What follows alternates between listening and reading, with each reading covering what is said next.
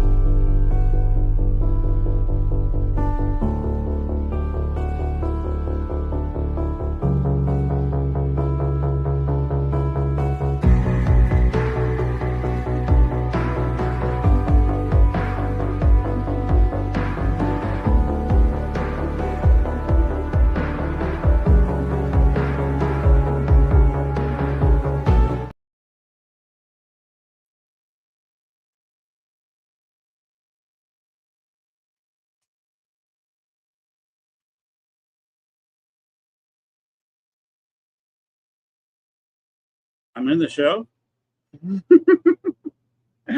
Wow, at least I got my shirt on. All right, everybody can see and hear me supposedly.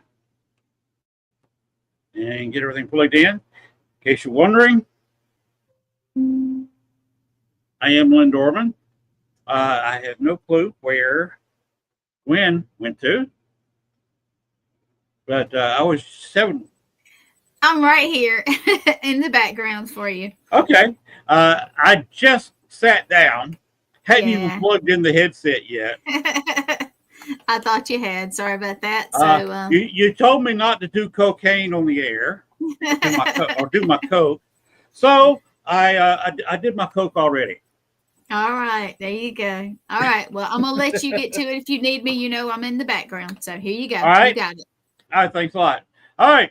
Everybody, this is my normal time. We're starting tonight, my normal show time, 8:30, 9:30 Eastern, 7:30 Mountain, 6:30 Pacific. I am not going to go to Alaska time for Hawaii because I don't know anybody out there, and I am tired of playing the time police just telling you about Central and Eastern, all right? I kind of lose track.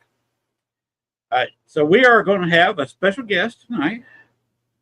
I struggled to pronounce his last name, but Thomas Patrick Gormley, I believe it is.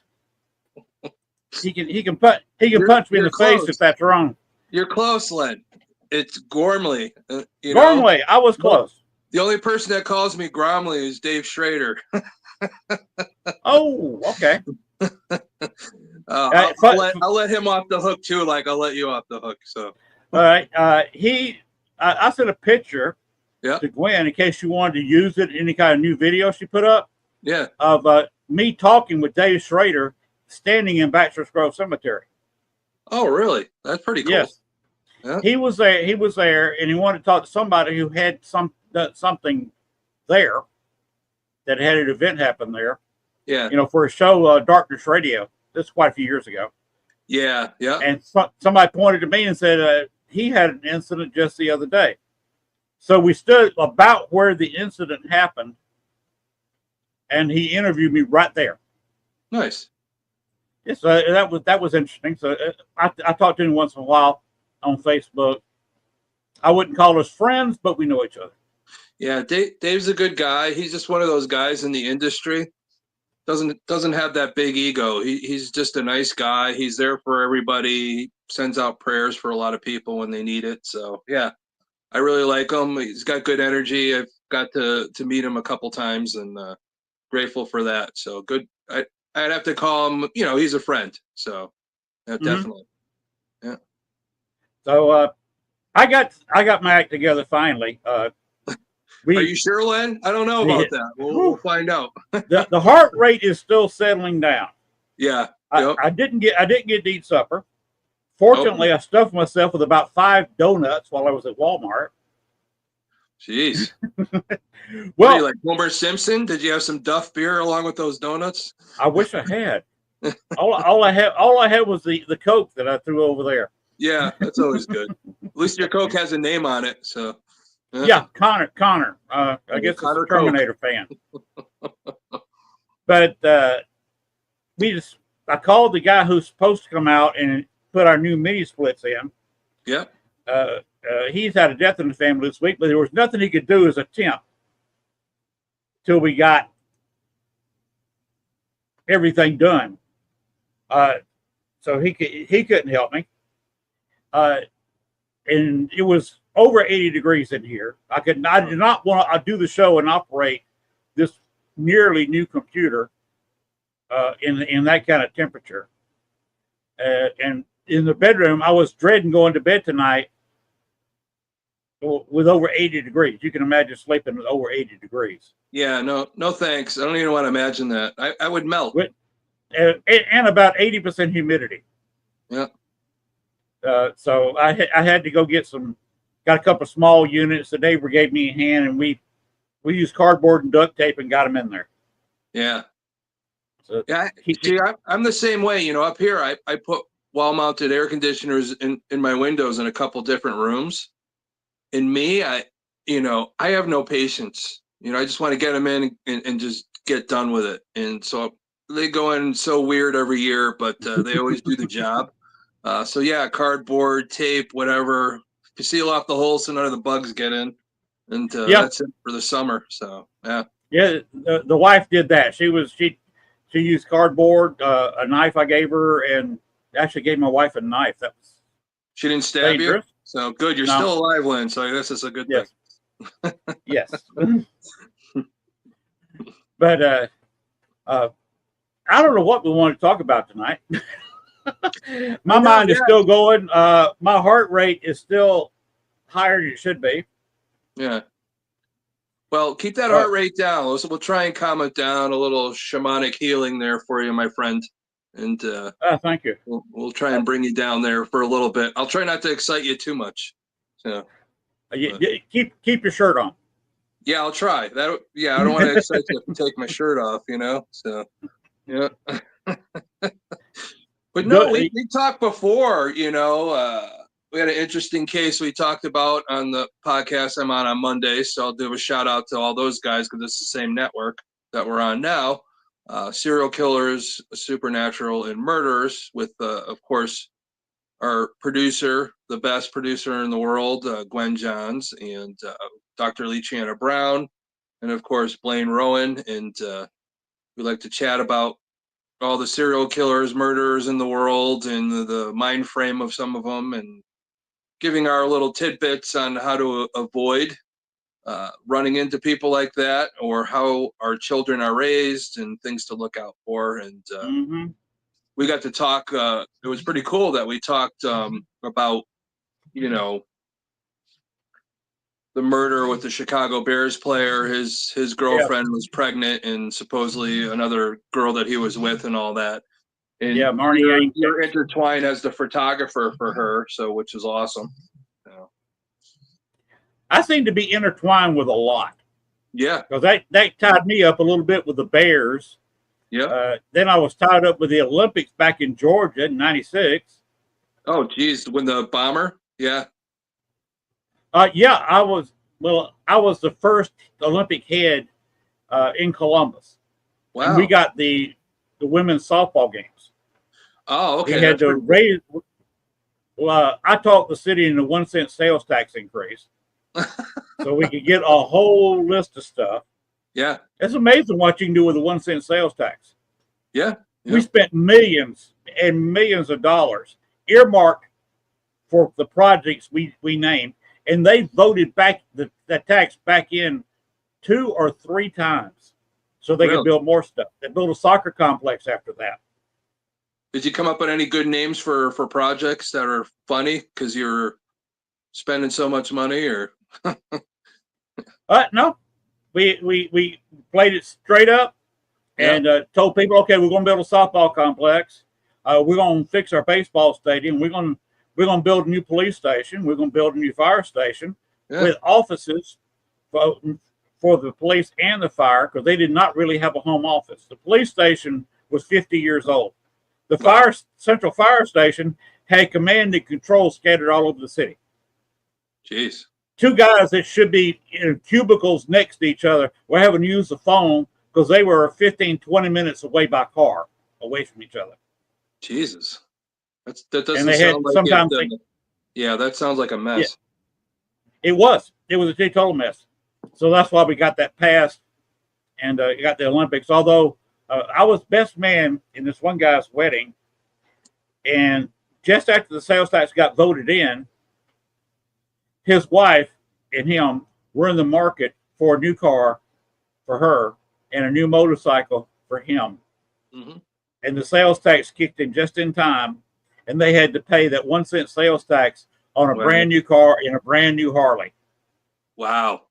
That would they're still mad at me. That would make my life easier in sales if that was like that. So probably more people to buy stuff. So yeah. That says they are still not speaking to me. No, what are you gonna do? This was 93, 94. Yeah. What was I doing in 93, 94? Yeah, I was probably up to no good in 93, 94 myself, but that happens when you've been in the paranormal for 40 years, I guess. So. Nah, I've only been in the paranormal 20, and every time I think that, I get another gray hair. Yeah, my beard is pretty much telling me where my stress is in my beard and my teeth. You can see mine. Of course, remember, I'll be 69 the first week in July. Wow. You don't seem like you're at 69, I tell you. You're living good there, Len. You're living good, my friend. Hey, I'm living out in the country, drinking deep well water here. Yeah. I don't drink alcohol very much. I kid Gwen about doing cocaine on the show. And you do remember that the original formula of Coca-Cola had cocaine in it. Oh yeah. And a lot of people don't know is if you go way back when they had the vending machines, the Coca-Cola red was actually, the machines were all green. It was actually green at a time. And then with the military in action in the war, they took the green away and just made it all red. So yeah, there's some old machines classic ones that have the green in it. Those are worth money. Yeah. By the way, Coke has the same hometown I do. Yeah. What I was talking about, Columbus, Georgia. Yep. The pharmacist that came up with it was handed the formula on his back porch right there on Lower Broad in Columbus, Georgia. Yeah, it wasn't big enough. Columbus was 15 to 18,000 people at the time. Wow. And so he couldn't get it started enough. So he moved to Atlanta, and that's where it became a hit. But he had a lot of people in Columbus, Georgia invest in it. So even to this day, the old money in Columbus, Georgia is Coca-Cola money. Wow. That's pretty cool. It's funny how our towns and our areas have that history, and you really look at it. You're talking about the formula, and it's a pharmacist. So it reminds me of a story up here in Connecticut for a pharmacist. But what happened was there was a religious revival coming through Connecticut and through Hartford, and the people would take a train into Hartford and then back out. So it was like wintertime. So the place that they were having the revival was done. So they were coming up on this train through a town called Simsbury, which is nearby, and the train, up on the tracks collapsed, and the train went into a river, and a bunch of people died. So they were looking for help. So the trestle collapsed. Yeah. So these people are in the water and all that. So they're trying to get help. And at the time that this happened, a new invention was out, and only a few places had it, called the telephone. And this guy went to this pharmacy that had this telephone and called the hospital for help. And to this day, it's known in Simsbury, Connecticut, that phone call is called the first 911 call ever made. Wow. That happened in Connecticut. So talking about pharmacy and that thing, you never know what goes on at your old drugstore, I guess. That's it. So, Hey, there used to be hangouts. There's still an old-fashioned drugstore not too far from here in Dumas, Arkansas. yeah, It's been around for 75, 80 years. yeah, And they used to make their money selling chili burgers. yeah. Well, it's funny. A lot of people don't know the pharmacies back in the day. You have your pharmacy. When I was growing up in the town I lived in, there was a pharmacy / luncheonette / just regular little grab your stuff store called Oxley's Drugstore. And they had a little luncheonette breakfast place.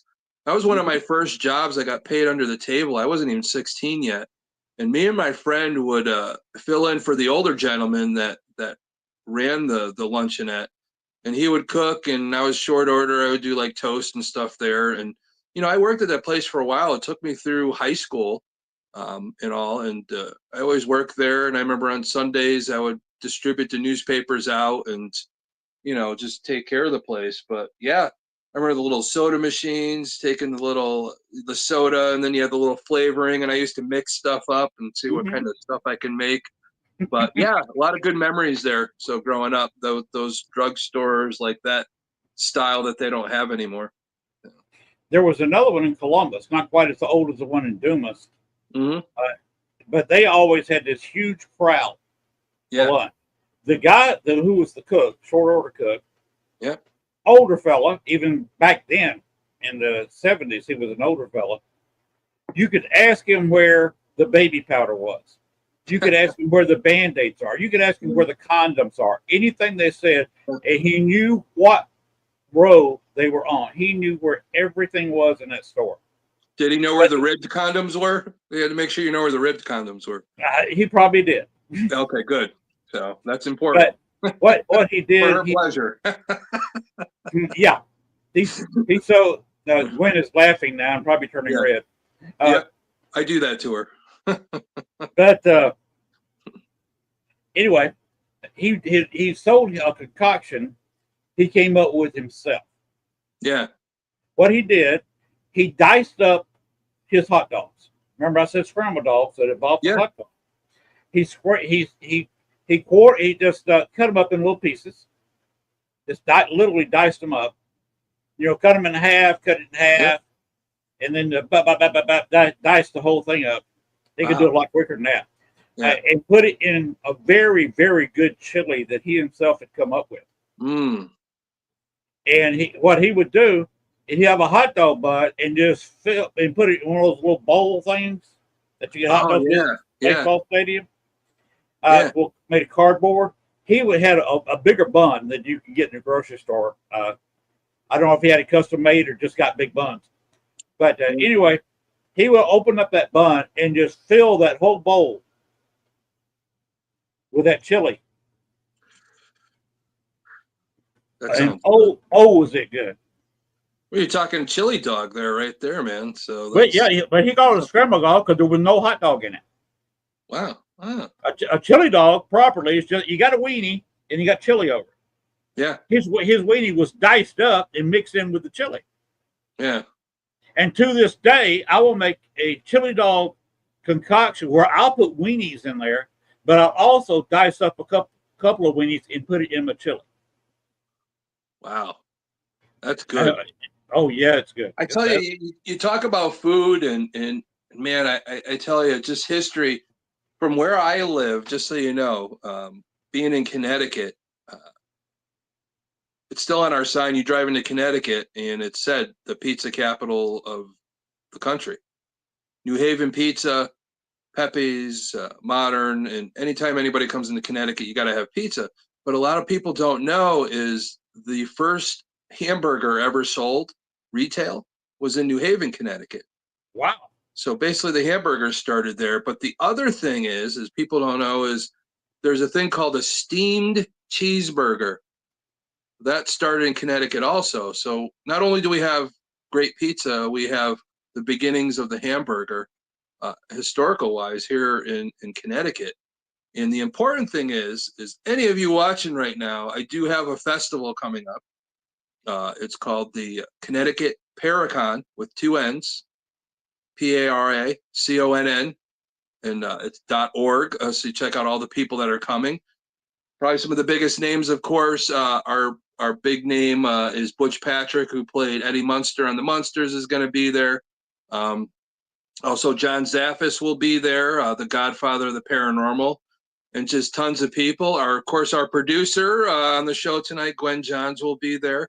So it's going to be a big event. It's July 12th and 13th in Waterbury, Connecticut, which another city, Waterbury's famous, is they had a lot of watches were being made in Waterbury at the time, way back in the day. And they had the little, before like the little backlighting, they would use like a nuclear, like what is it, uranium or something like that with the paint. In a nuclear bomb? No, not in the nuclear bomb. But when they would use like this paint to make it glow. I think, what is it? You know, that type of chemical they would use for nuclear bombs. For life of me, I can't remember. But it's famous in Waterbury as a famous case because all the people that were making the watches at the time, they would hand paint them. So all these ladies were painting these watches. They would lick to make the pinpoint of the brush and put the numbers on these watches. Of course, all of them like ended up getting cancer to figure out that, hey, you know, this radium. Yeah, to make the things glow and all that. And that happened in Waterbury, and that's where we're having the Paracon. So there's a lot of history behind that. Yeah, I'm pretty excited about that. And when you drive into Waterbury, the other crazy thing is it's the Holy City. So when you drive in up on the mountain, you can see this huge cross, and they used to have the signs of the cross that you could go see in this little park.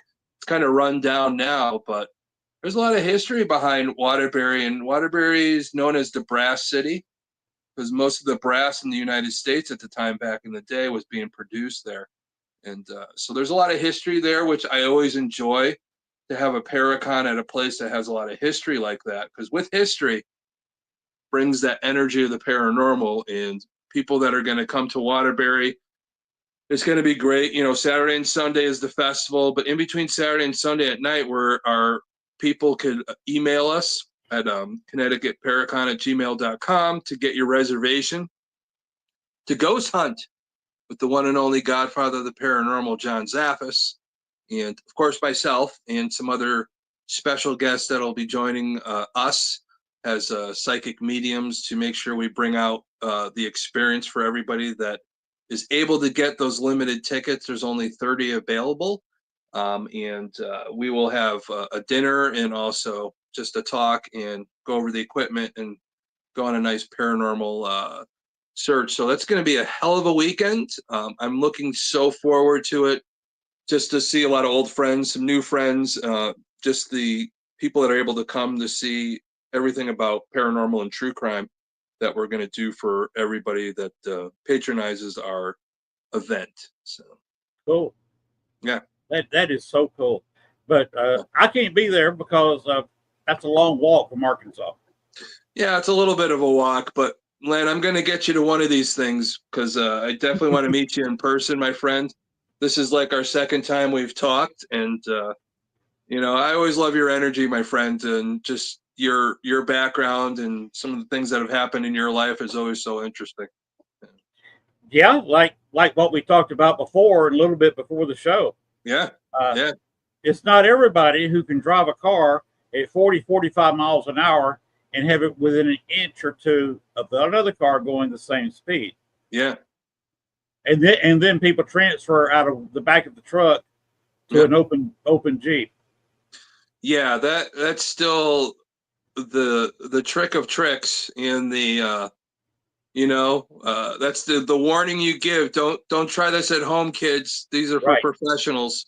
So, and yeah, it's pretty amazing. I think you told me it made it into a movie, or somebody copied it's on the Burt Reynolds movie Hooper. Yeah. Even the motorcycle Yeah. They have this motorcycle. Usually they don't do a stunt in the movie unless it has something to do with the movie. Yeah. But to do the stunt like I did it, you got to have the cars like this, Yep. just within an inch or so of each other, and you got to have them split because the motorcycle came up out of nowhere and was going between the cars because we were in both lanes. Yeah. And the motorcycle was coming, and we either had to veer out a little bit or there was going to be a crash. Yeah. And a girl was out hanging over the side of my truck, had a 6-pack that I think had 2 beers left in it. Yeah. And he came through and snatched, he got his hand in that 6-pack. And we're going about 45 miles an hour this way. He's going about 50 this way. Combined speed was close to 100 miles an hour.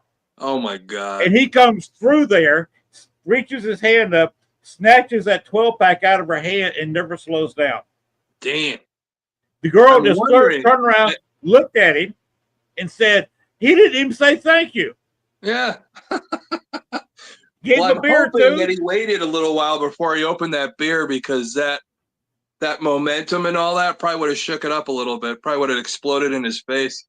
So, but hopefully, it's been riding in the back of my truck for a while, so it was probably a tad warm and quite shook up.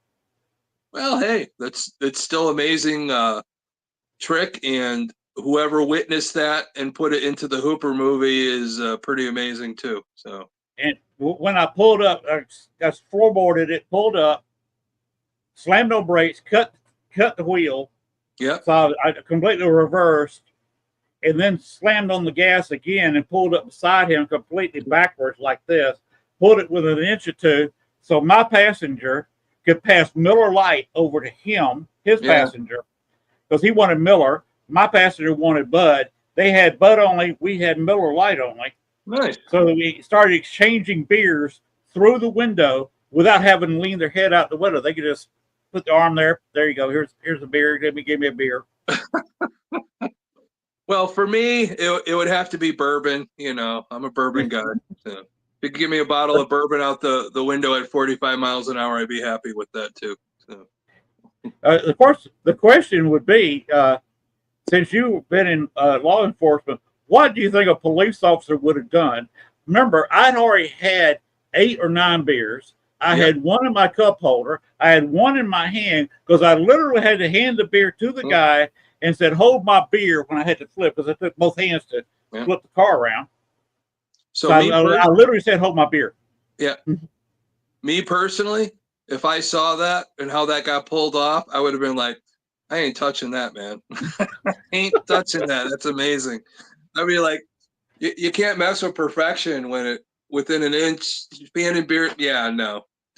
Some police officers are like, I'm just going to let that one go. That's one of those situations where you just let it go. So, because it's too amazing to screw up and mess with. It was, when I think back, it was just amazing that I did it. Of course, I almost stood up in the theater screaming. Yeah.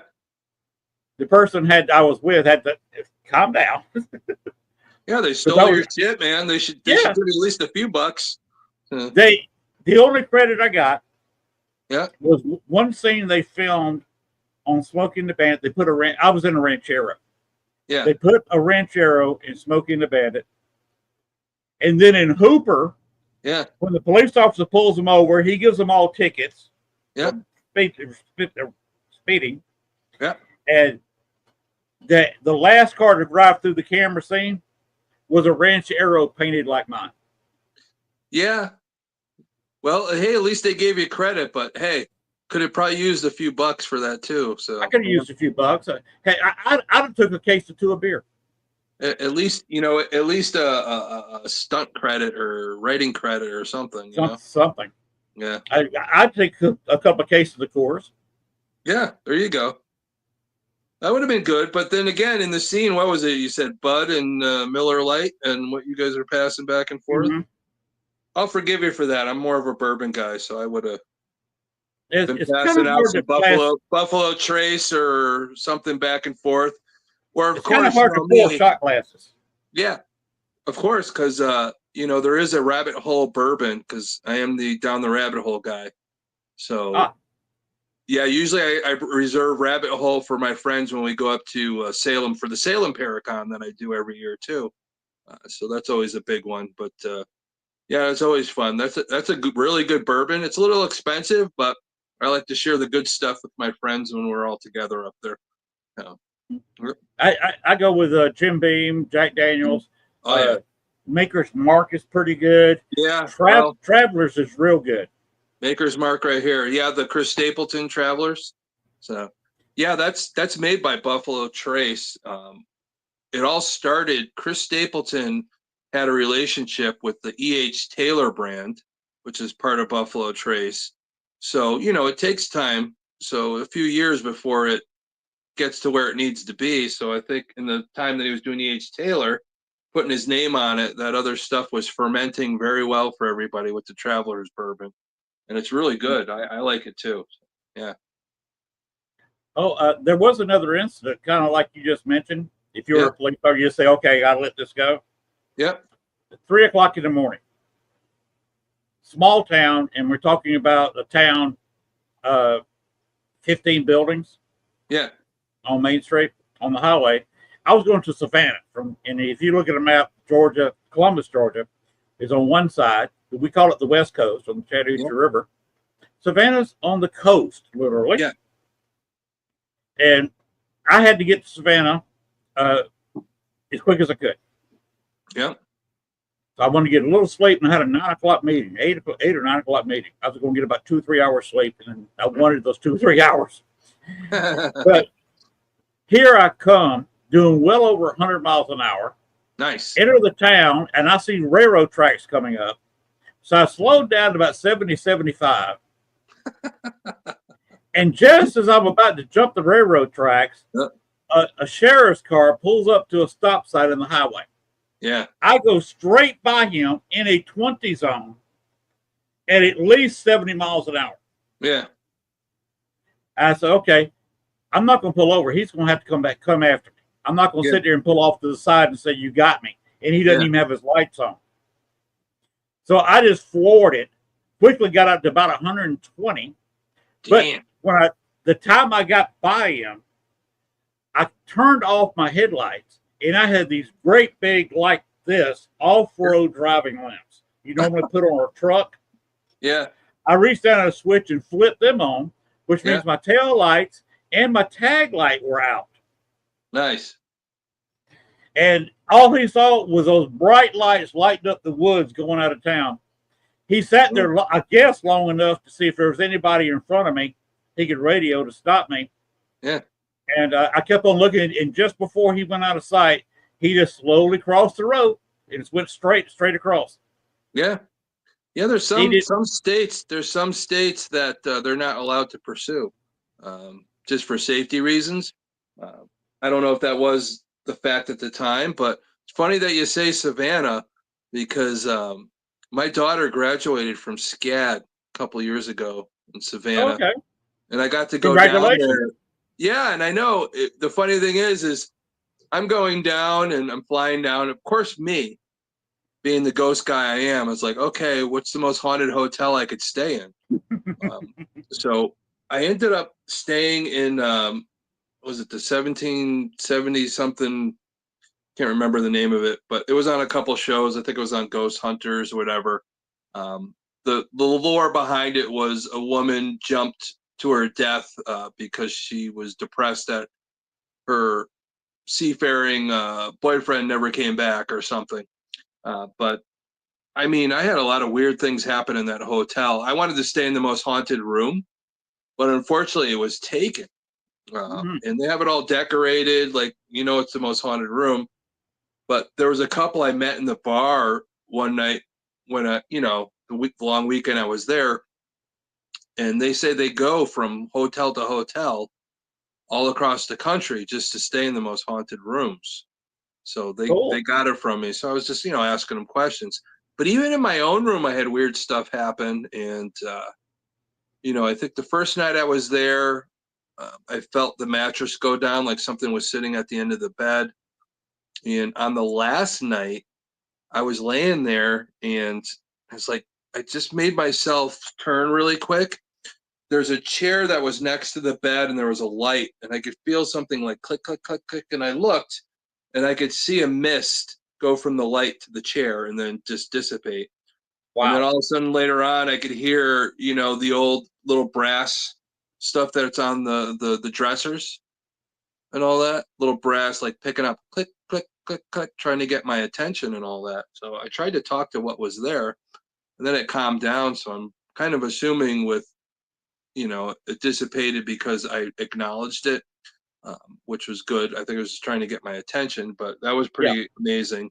But just that whole town of Savannah, just you could walk everywhere and it's amazing. And I'm so proud of my daughter for putting in all the work that she did to, you know, graduate with an animation major. And she's doing really well. She's living up in Portland, Maine now, and in a really art community. So I'm proud of her. I'm proud of all my kids. You know, I got my 2 boys, my 2 girls, and so they're all out of the house.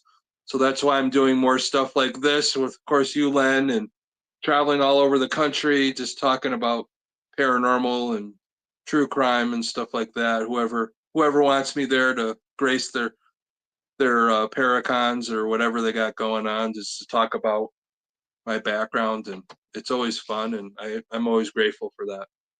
Well, you got the kids out of the house. It's time to go have fun. We never had. It hurts when the grass needs cutting. I got to go do it myself. Yeah. But we never had children, so now you're in my boat. You don't have no kids at home. It's time to do stuff like, hey, we can do podcasts. That's an idea. I know. There you go. Well, two of the boys and the girl are still in town nearby. So if I'm traveling, I need the grass cut, I'm going to call one of them. But there you go. I usually do it myself anyways. And yeah, up here in Connecticut, it's crazy because, you know, not only all the stuff I'm doing, I have a full-time job, and it seems like every time I have a day off, it rains. And then finally, when it stops raining and I do get an opportunity, my grass is so long, it's like I got to mow it like 2-3 times just to, you know, because the platform on the mower, I got to get up high enough so it doesn't stall. It's just a pain in the ass, and I hate it. Hate I don't have that next time. Yeah. Did Gwen tell you that I've been really disabled the past week? No. What's going on? I had a toe swell up on me last Thursday. Jesus. It started in the morning. Got out of bed and my whole left big toe was red. Yeah. And was swelled up. I couldn't move it. So Friday I went to the local doctor, and of course he was on vacation. Oh no, wait a minute. That was Wednesday of last week. It's been over a week.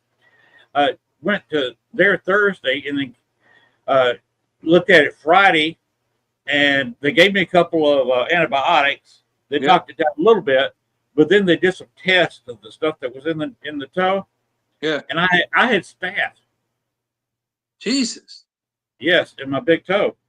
And I still can't put on a normal pair of shoes. I struggle to walk on it.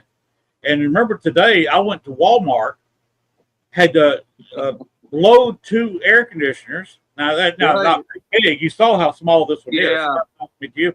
But I put them in the buggy. Then I had to take them out of the buggy, put them in the car. I had to get out of the car, walk up 4 steps to get them in the house. In doing all that with a stone bruise on my right heel and what's left of an infected toe, that yesterday I was at a foot doctor and he ripped the nail of it off. Oh my God. You want to know the problem with that for you, Len?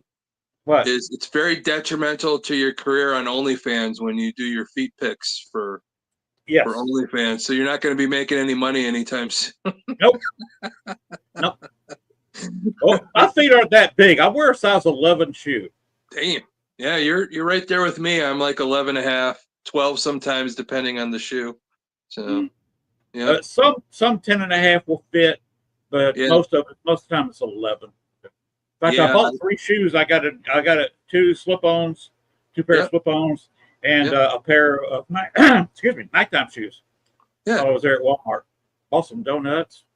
Yeah, well, you might as well go barefoot right now to get that toe healed. And I've been walking around. Well, I'm always in the house barefoot. Well, that's good because you got to heal, because your OnlyFans want you back, Yeah. So all those people that want your feet pics are wondering Yeah, when's Len's I- feet pics gonna come back? We don't I want to gotta see put- that red toe. Yeah, I got to put the UV lit Yeah. nail polish on them, so they kind of I can put them under a black light, and they Yeah. kind of glow like the posters behind me. There you go. Actually, these aren't posters; these are tapestries. You can't buy posters anymore. That's 60s. This is on thin cloth. Wow. You sure your toe doesn't have radium in it, like the ladies that painted the watches in Waterbury, Connecticut? I hope not. I don't know. I can set it up here. Well, just don't be licking your own toe. You should be okay. Yeah. You kind of see it here. Oh, dude. Yeah, I can actually bend it. Dude, you're only supposed to do that on OnlyFans so they could pay you. You can't be giving people free merchandise. I gave them 2 or 3 seconds free. You have to advertise, I guess. You got to do the commercial. Yeah, I guess I should be sending this to my what do they call it when you put the short video on YouTube?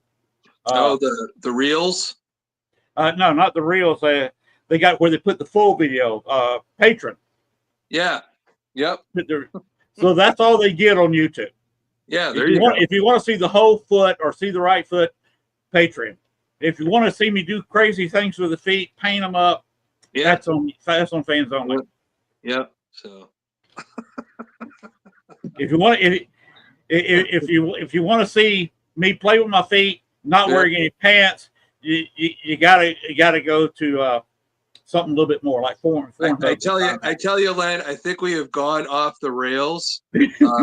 Especially going off the rails at 75 miles an hour over a train track with the popo chasing you for a little bit. But yeah. By the way, I got to Savannah perfectly safe and in record time. Of course, there was the time that I drove. I was in a hurry to get home from New Orleans. Yeah. And I crossed 3/4 of Alabama, all of Mississippi. Yep. And a little bit of Louisiana at 140 miles an hour. Damn, dude. I put it on 140 and kept it there. Yeah, I check out at 120. I'm like, no, I'm good. I'm good after 120. I was like, that's a little too much for me. But, The fastest I've ever driven was 175. I was in a Jaguar. Wow. I can't imagine what that's like. You gotta think what's ahead of you. You gotta look as far as you can see, because you can't stop on a dime at 175 miles an hour. Yeah. And if you hit something, it's going to look like NASCAR. And you're probably in a without a roll cage in it, you're probably not going to live through it. Yeah, I remember way back when I moved to Florida before I got my appointment to work, as a crisis negotiator, working in the prison system and all that. So I had to sell cars until I could get my appointment.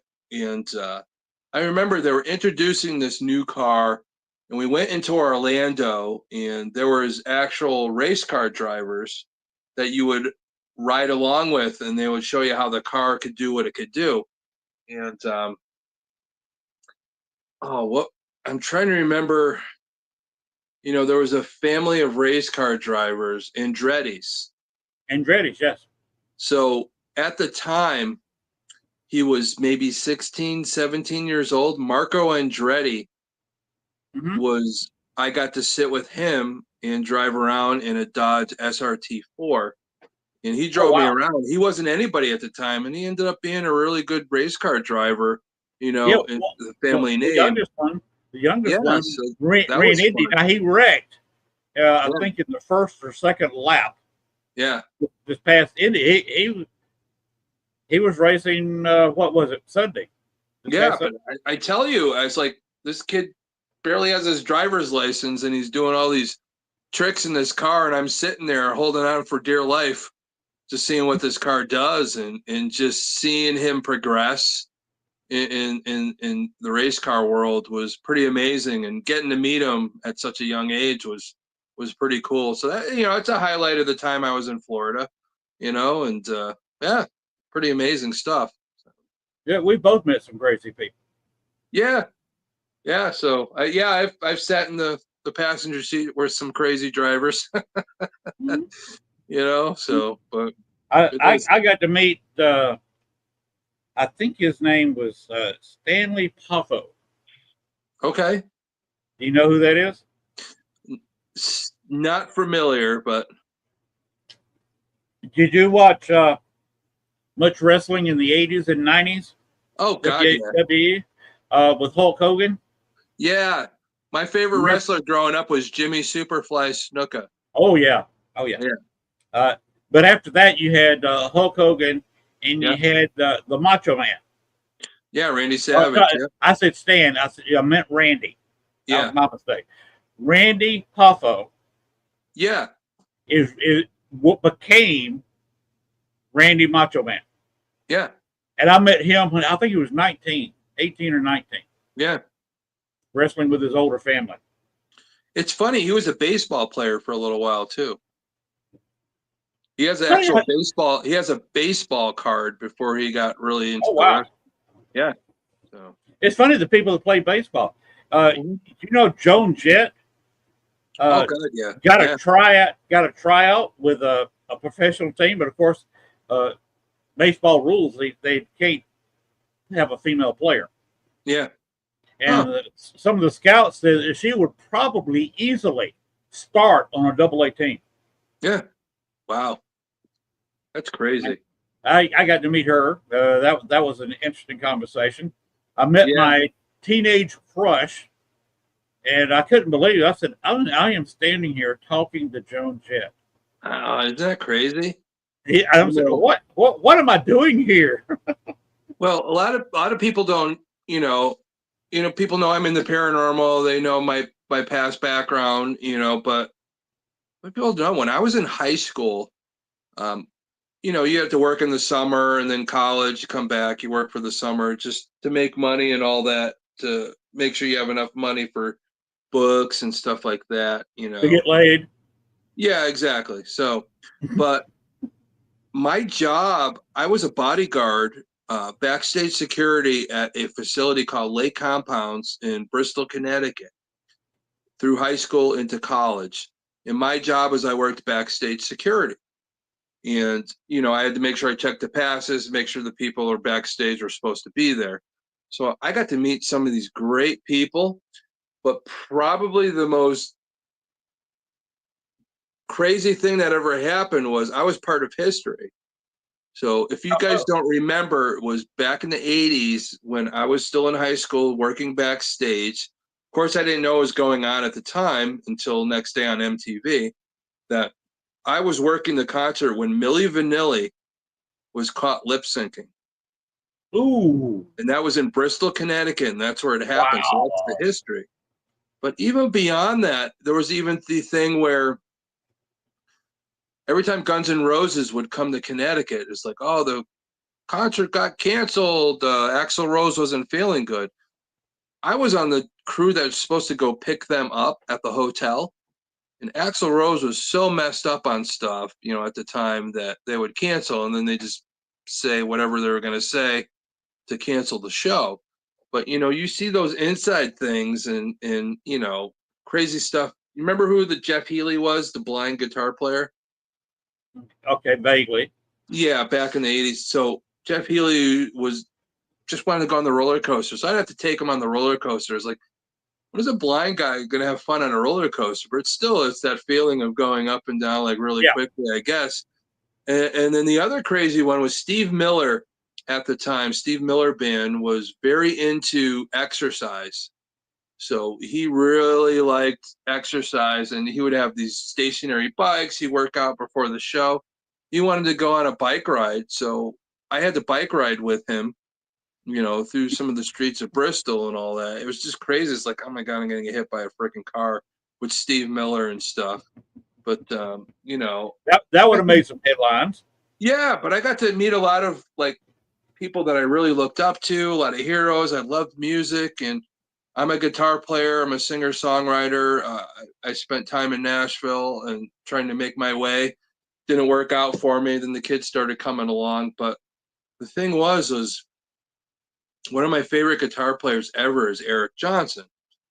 If you don't know what Eric Johnson is, he was one of the first people to ever have a #1 hit on the charts that was all instrumental.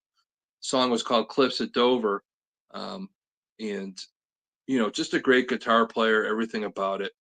So that same Steve Miller show, he was opening up for Steve Miller. And of course, I don't get star-shocked a lot, but that's my favorite guitar player. And he's there. And the thing that got crazy was I'm sitting there talking to him, and he gave me a couple guitar picks, and we're just chatting and all that. He had some Chucks on, and he had to tie his shoe. So he's tying his shoe. Hey, can you hold my guitar for me while I tie my shoe? Oh, you got That's to a hold it. big thing for a guitar player when he's walking around to hand That's somebody. huge. And it That felt is like, huge. for me, it felt like, hey, our conversation, this guy trusted me as a fellow guitar player to hold his guitar while he tied his shoes. I'll never forget that. That was a big thing for me. And, I'm so grateful for Yeah. those memories. Being there for the Milli Vanilli thing, Steve Miller, just all these things I'm talking about. It's funny what life will bring you, whether it be in music, of course, in the paranormal, all the people I've met in the paranormal, I'm so grateful for. Just, working in law enforcement, all the guys that I stood side by side with to make sure that nobody escaped out of the prisons and everybody was safe. Just the profiling that I was able to do, and just the work that went into it, and just still the work that I do now has, being the archangel of the paranormal, working as one of the main council members of the Warren Society, Wardruna, the Healing Society, that we help people, um, with medical doctors, everything you could think of. The Holy Sword Apostolate, we do have, Catholic priests and Orthodox priests. We all work together as a unit, which is unheard of nowadays in the paranormal. There's so much infighting and all that, but for our group, we just stick together from all different forms. You think about it. Myself, one of my partners, Stacia Wills, has Wardruna, and then Father Bob Bailey and Father Ken Torres that we work very closely with. You think about it, if you were having the worst day of your life paranormal wise and you can't figure it out, how would you feel if 2 shamans and 2 priests walked into your house to be able to help you? That's what we provide, has the 3 pillars, the Warren Society, Wardruna, and the Holy Sword Apostolate. So it's great. And then we provide the ability for you to be able to meet all of us and know what we do with the events that I do with the shaman and the showman with my partner Charles. We do these paracons and all that. So it's an educational thing. You get to meet a lot of people that are intertwined with us and all that to help with the paranormal, your true crime questions, anything that you could think of. And it makes me very happy. My kids have all moved out of the house, and oh yeah, there's Stacia there. I am so grateful for her in my life. You never know the people that you meet in your life that level you up. She's one of those people that has leveled me up beyond what I could imagine. To be able to help people, just to hear their stories, to be able to help spirit, to be able to help our clients, that's very important. And a lot of the paracons that we do, we want people to meet us. We want them to know that we're there to help them. We want to help the living and the dead, and that's what we do, and educate.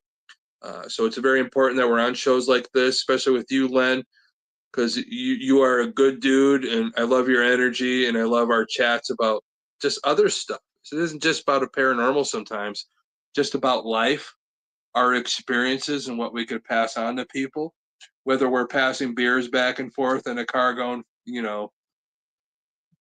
how fast we were going, 75 miles an hour, whatever you want to do, and living at the seat of our pants, and being able to laugh with each other and talk about this stuff. That's the power of the paranormal. That's the power of what we do and how we're intertwined. And it's amazing. And I so appreciate anytime I'm on a podcast like yours or anybody's to be able to have these conversations, to help people out there to know that there are people like myself, um, in the groups that I'm part of, to be able to help each other with their issues, or just to level them up, or just to be there spiritually for them, or anything that you could think of. Um, I'm so grateful for that. I'm so grateful for a lot of things in my life, but you know, that's what it is. And I really look back on things, and anything I've ever done in my life has led me to this point. And, that's what it is. You got to look at yourself in the mirror. Everything you experienced brought you to this point, and that's what it's all about. Just a lot of love for that, my friend. Well, you sound like you're happy where you are. I am very grateful for where I'm at. Nothing's perfect, Of course but not. I do know that I have purpose. And I always pray for everybody to have purpose. Everybody's always looking, what is my purpose in life? I know what my purpose is, and I think that's what makes me so grateful. The people in my life, people like Stacia Wills, who's very important to me. Her and I have worked very closely to make Wardruna what it is. People like Joe Frankie to make the Warren Society what it is. My friends Father Ken and Father Bob to make the Holy Sword Apostolate what it is. We all intertwine together. And that's the thing is, Len, you're in the paranormal, there's people that have big egos and just, oh, I'm this, I'm that, I could show this, I'm go to this location.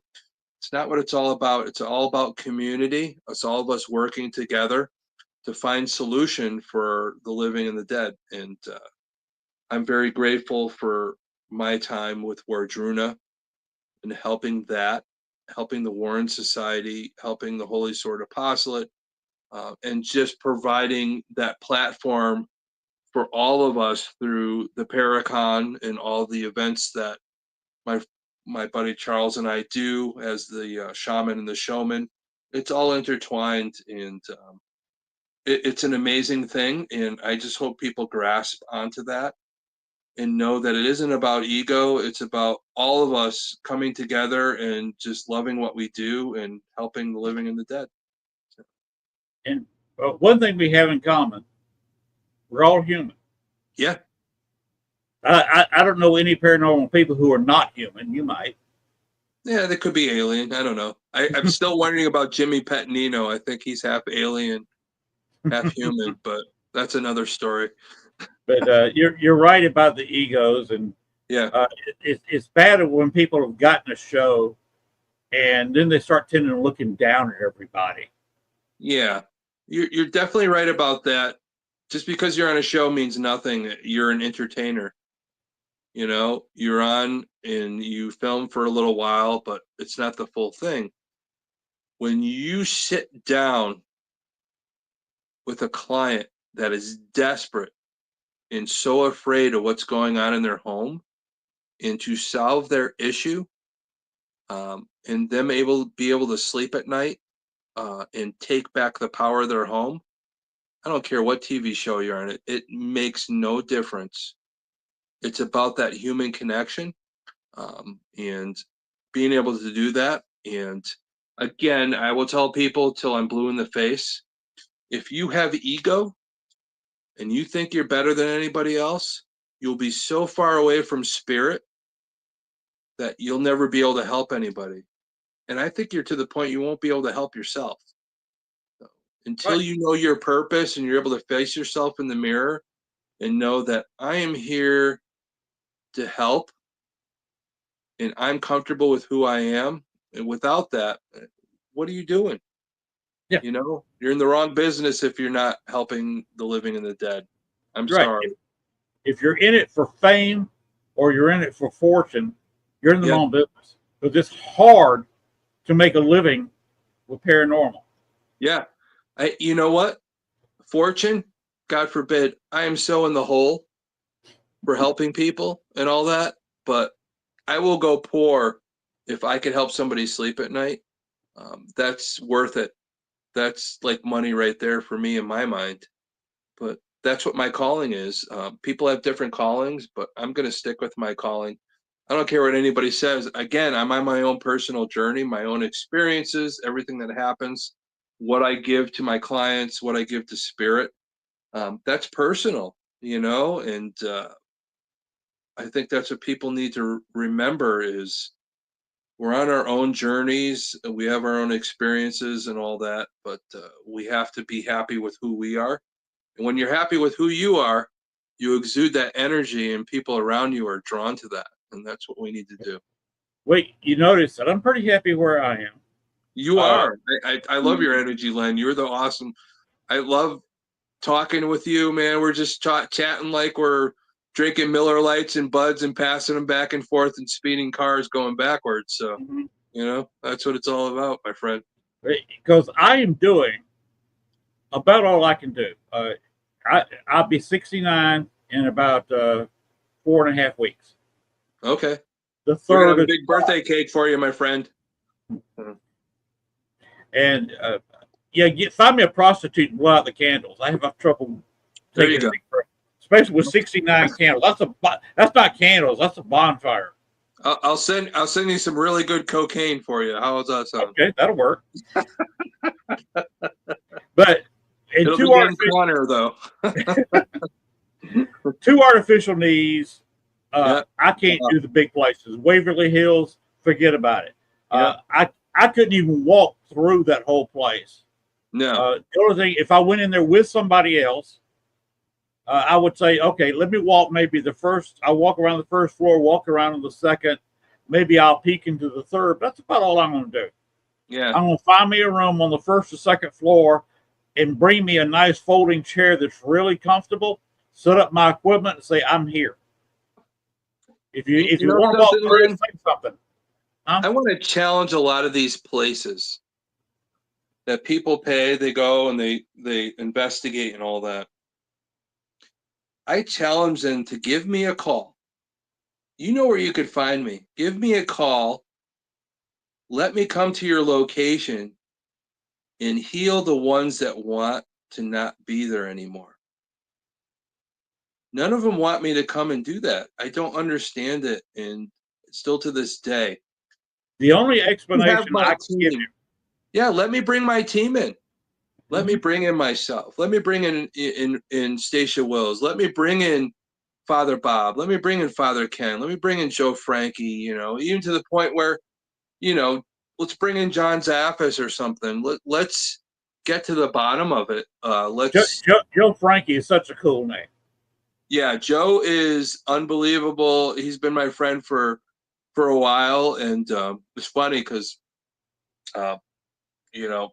my wife and his wife have known each other for 40 years, and Joe and I met Ed and Lorraine around the same time. I was 15, he was 18, and we've known them for years. And Joe kept working with them for years, for over 30 years, working side by side with them and learning from Ed, especially sitting in his office, looking at the case files and knowing this stuff and learning about demonology and the things that we could pass on to a new generation with education. The building blocks, Ed and Lorraine Warren, were they 100% right? No, nobody is. It's the paranormal. No. You're never 100% right or wrong about it, but they provided building blocks, and anything that didn't make sense to them, we learned to make sense of it. And we keep learning as the days go. And we want to keep that learning style alive. And that's what we do.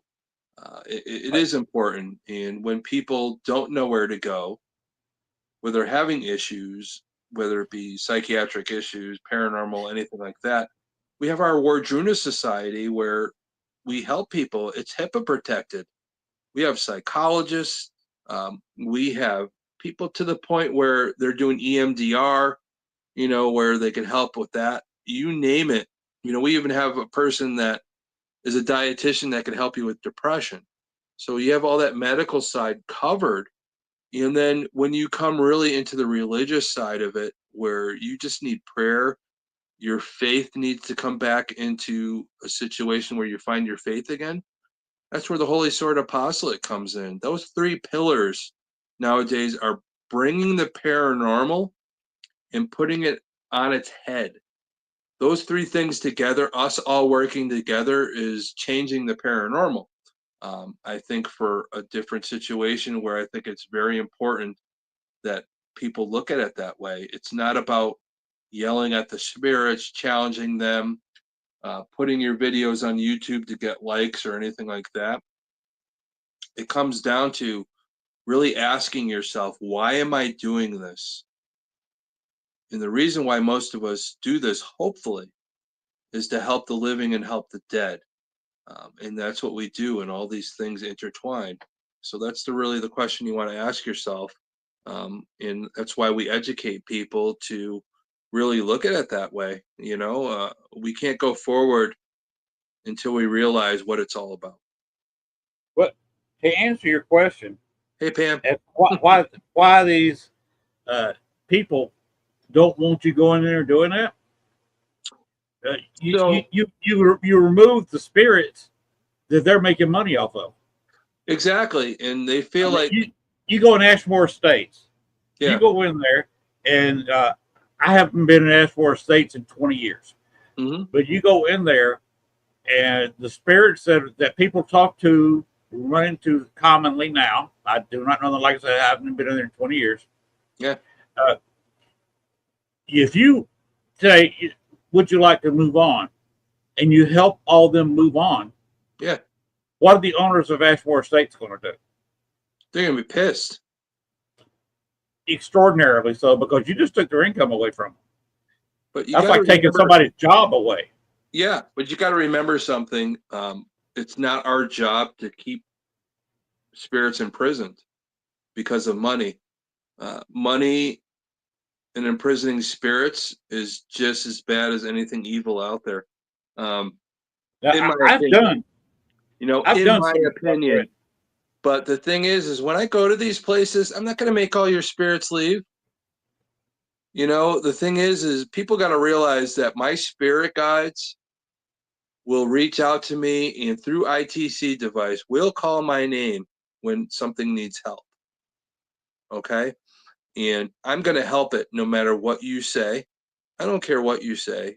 I'm never going to let something that wants to make that transition, But the thing is, people got to realize once it does transition, it has the free will to come back and visit. It's not totally I can give you an example of that I've run into. Mm-hmm. I don't know how much of my past you know of or what all we've talked about before. Yeah. But that one thing that I did, you remember the White Lady of Bachelor's Grove Cemetery? Yeah, I think I remember you mentioned that when we were talking. The picture that Judy Huff took when she was working with Dale Kazmarek. Mm-hmm. Picture that was checked twice by Zach Bagans with photographic professionals and said that the negative was not messed with. Yeah. I found out who that is. And then I got her, instead of being stuck, she was coming in there every evening right at dusk. Yeah. To get the spirit of her firstborn child, which is still buried at Bachelor's Grove.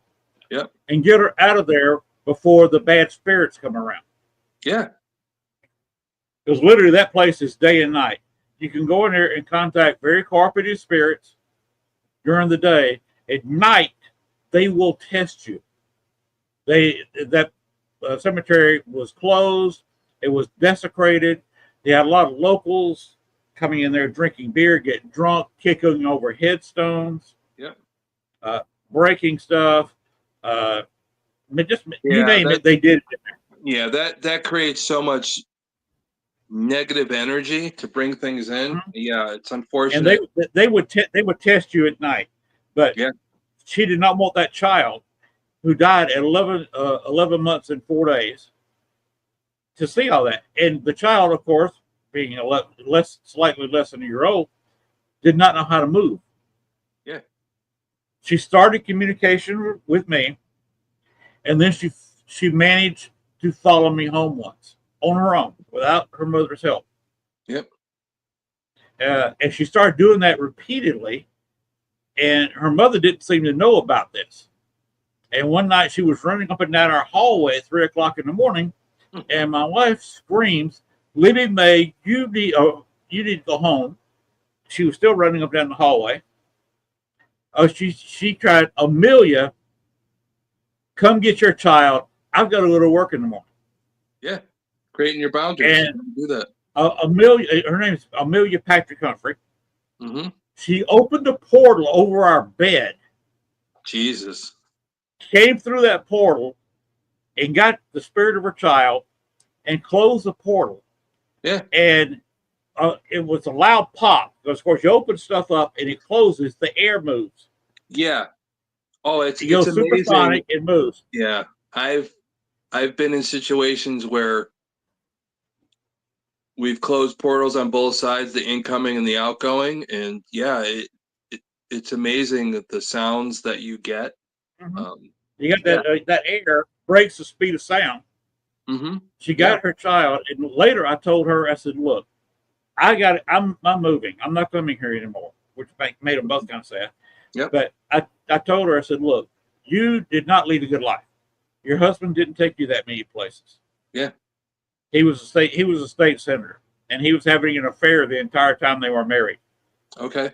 And 6 months after she died, he married his secretary."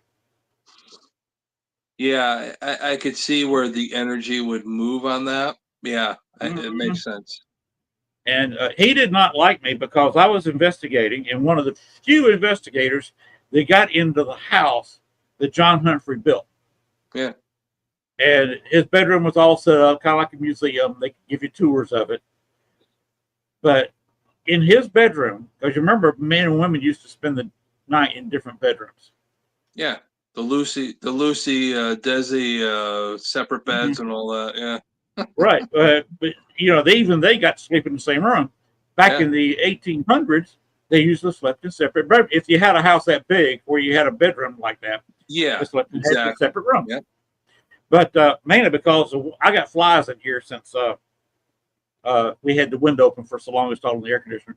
But anyway, he had his hat, not a replica, not a fake, not somebody else's they found at a yard sale, his beaver skin hat, because he was only about 5'5".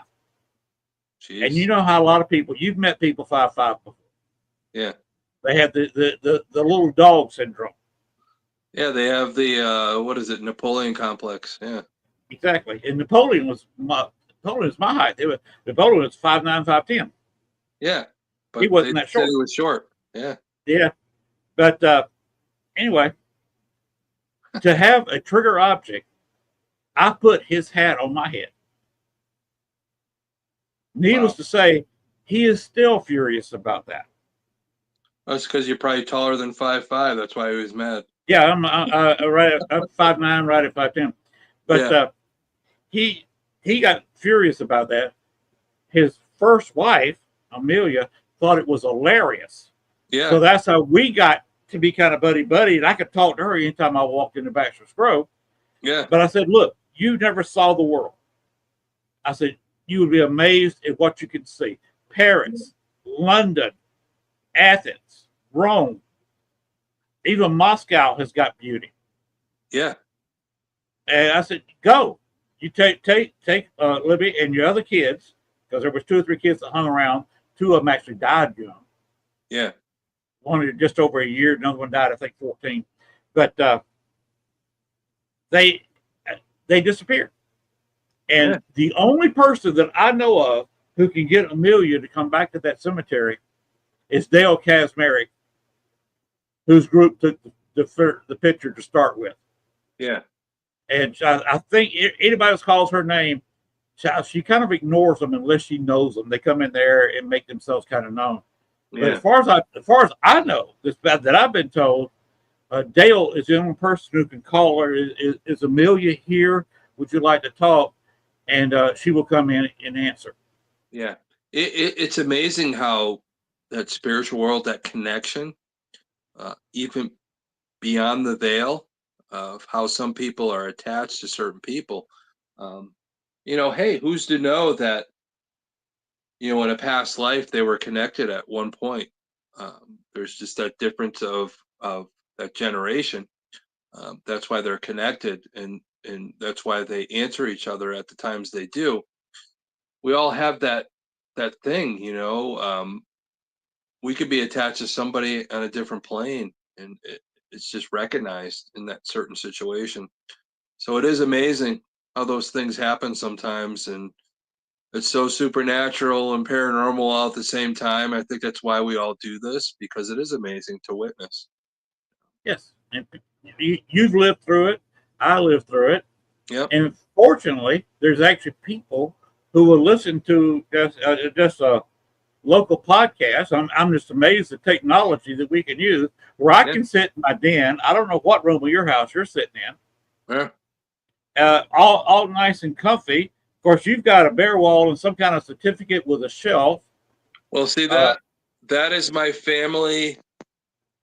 That's my family crest. That's the history of my family, the Gormley name. And let me see. Let me take it down here for a second. So. I knew it was nice looking. Yeah. So it has my family crest on it. Do you have a motto here? It just has the whole history of my family on it, and I have that, and I like to have that in the background. When I'm on these podcasts, because your family name is everything. That's your history. That's your lineage. That makes you who you are. That's your ancestors. That you have that generational bond, whether it be the trauma or the bond of the love that you have for a family that goes beyond that. I think it's very important that I have it in the background when I do these shows, because that's who I am, especially with working with my friend Stacia Wills as Wardruna. We help people with the generational trauma, that ancestral stuff, to break those chains if there is anything negative. That's one of the main focuses of that through healing. But even with everything that we do, there is that light at the end of the tunnel, and we want to provide that for people, whether it be with the Warren Society, with, of course, Wardruna, with the Holy Sword Apostolate, and again, educational stuff. So I think it is very important. So. Well, that in family wise, you're talking to one of the most broken people you've probably ever talked to. Yeah. I was adopted at birth. I have no idea who my biological father is, although several psychics have told me that he died in Vietnam, and does follow me around, kind of keeps me out of real trouble. Yeah. But doesn't talk to me. He was ghost box, echo box, whatever. He will not speak to me. One psychic said he feels like he doesn't deserve to talk to you. Well, that's trauma right there. Even in spiritual realm like that, somebody like myself, and the people that I work with, we are able to help spirits work through that trauma to be able to get in contact with somebody like yourself. See, they feel like they don't deserve it, but they do. They do deserve. I would love to talk to him. Yeah. And hey, anytime, Len, if I could ever provide that for you, I would definitely do that, because you're a great friend. I appreciate you having me on the podcast tonight. And I do have people that I work with. If I can't get through, they're going to get through. We always have somebody in our group that, if I can't meet the expectation, they're there to pick up the slack. So there is no, difference in what we all do to help. That's what it's all about, helping the living and the dead. And sometimes the dead needs to have that connection back to the living to make those amends. If your father did die during Vietnam or anything like that, he still has a story to tell. And I think that's important to you, to help you on your own journey. Even though you're 69, it doesn't matter doesn't matter how old we get. We could be 103. There's still that moment that we need to help us on our journey. And that's why I appreciate all the good people that I've met in the paranormal, because they say things like that, and I feel better. Because my father and I were hardly my adoptive father, and I were hardly speaking when he passed away. Yeah, his family did never like my mother. My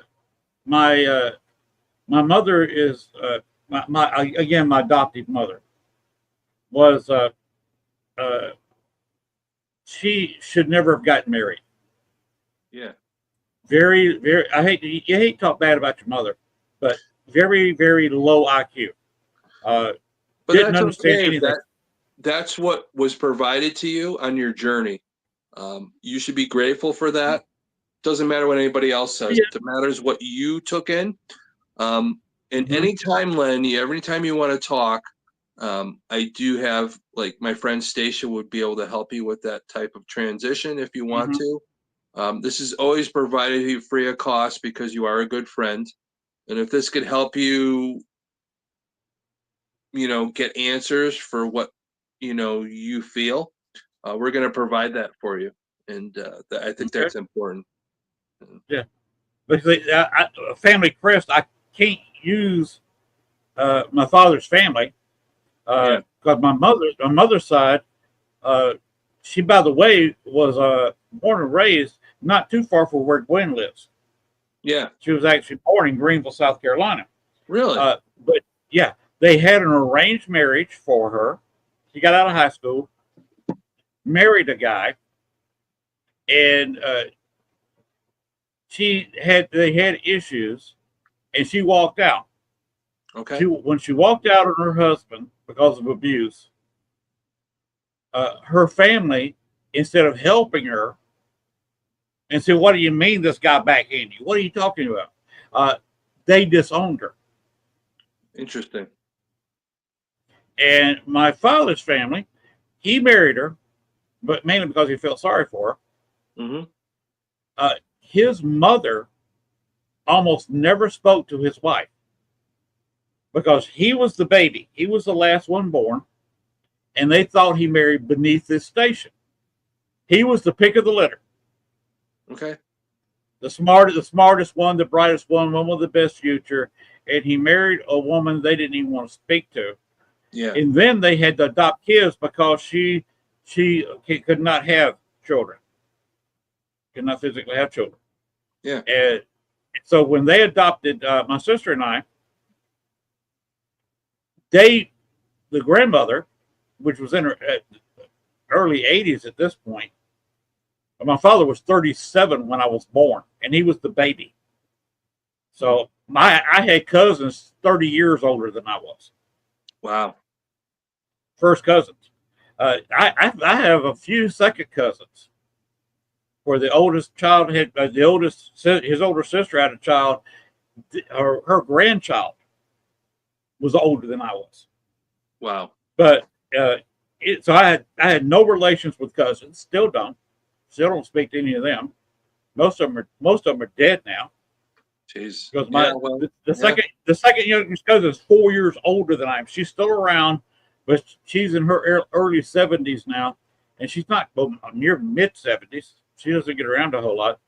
But the grandmother hardly ever spoke to my mother, and could not hardly stand the sight of me, my sister, and my mother. Wow. And my father insisted on taking us down there to her house and visit with her 3 or 4 times a year, trying to sell his own mother on his wife and children. Or if it'd been me, I wouldn't even gone down there, not with a family. I may have gone down there to see them by myself, but I wouldn't have dragged the family with me. Yeah. Len, I really got to look at this.